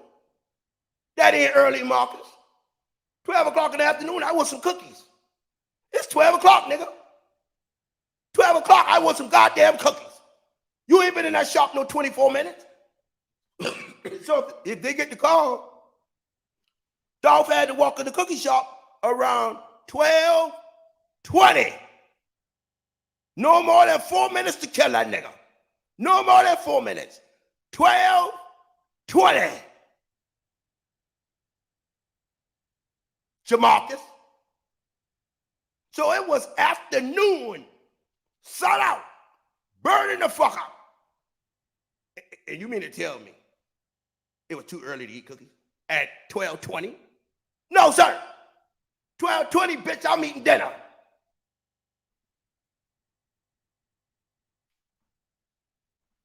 I'm eating dinner, nigga. They done fucked up. They done fucked up with this shit with me. Time ain't right. Time ain't right. Time is not right, and I got it on the screen. They time frame for Dolph murder is a cover-up. They fuck up with the time frame, homie. They fucked up with their time frame. They made a crucial mistake. When they got on the news and gave up the time, they responded to the call. They fucked up the time, homie. That's all I got to say. They fucked up the time stamp of Young Dolph murder. This nigga here too early. The other nigga too late. And the motherfucking shootouts is too early. Too early, homie. Too early. Y'all can't deny this. It's sitting in your face. The lady said 12:24 is when they responded. So that means the ambulance ain't get there at 12:40. Damn near 1 o'clock.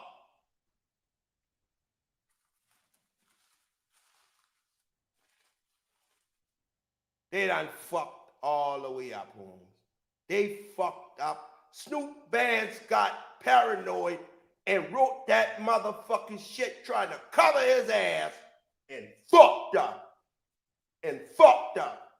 Why the fuck would you write a post and tell somebody you talked to Dolph at 9 o'clock and you call back less than fucking an hour and the nigga been dead, and the motherfucking people say the motherfucking man ain't been dead till fucking 3 hours after that? Get your ass out of here, man. Man, them niggas full of shit. Them niggas full of shit, bro. And if you want me to get down and dirty, shit, we can go back to Big Moochie Grip. Big Moochie Grip said he been on an airplane when he get the call early that morning. And he said he keep on going to Atlanta. He said, fuck that shit. He ain't turn around. Big Moochie Grip said early that morning, he going to the airport. He left early that morning and he get the call when he been in the airport early that morning. Am I lying? Let's go to Big Moochie Grip right now. Big Moochie Grip said he get the call for Dolph early that morning. Big Moochie Grip talks about Young Dolph.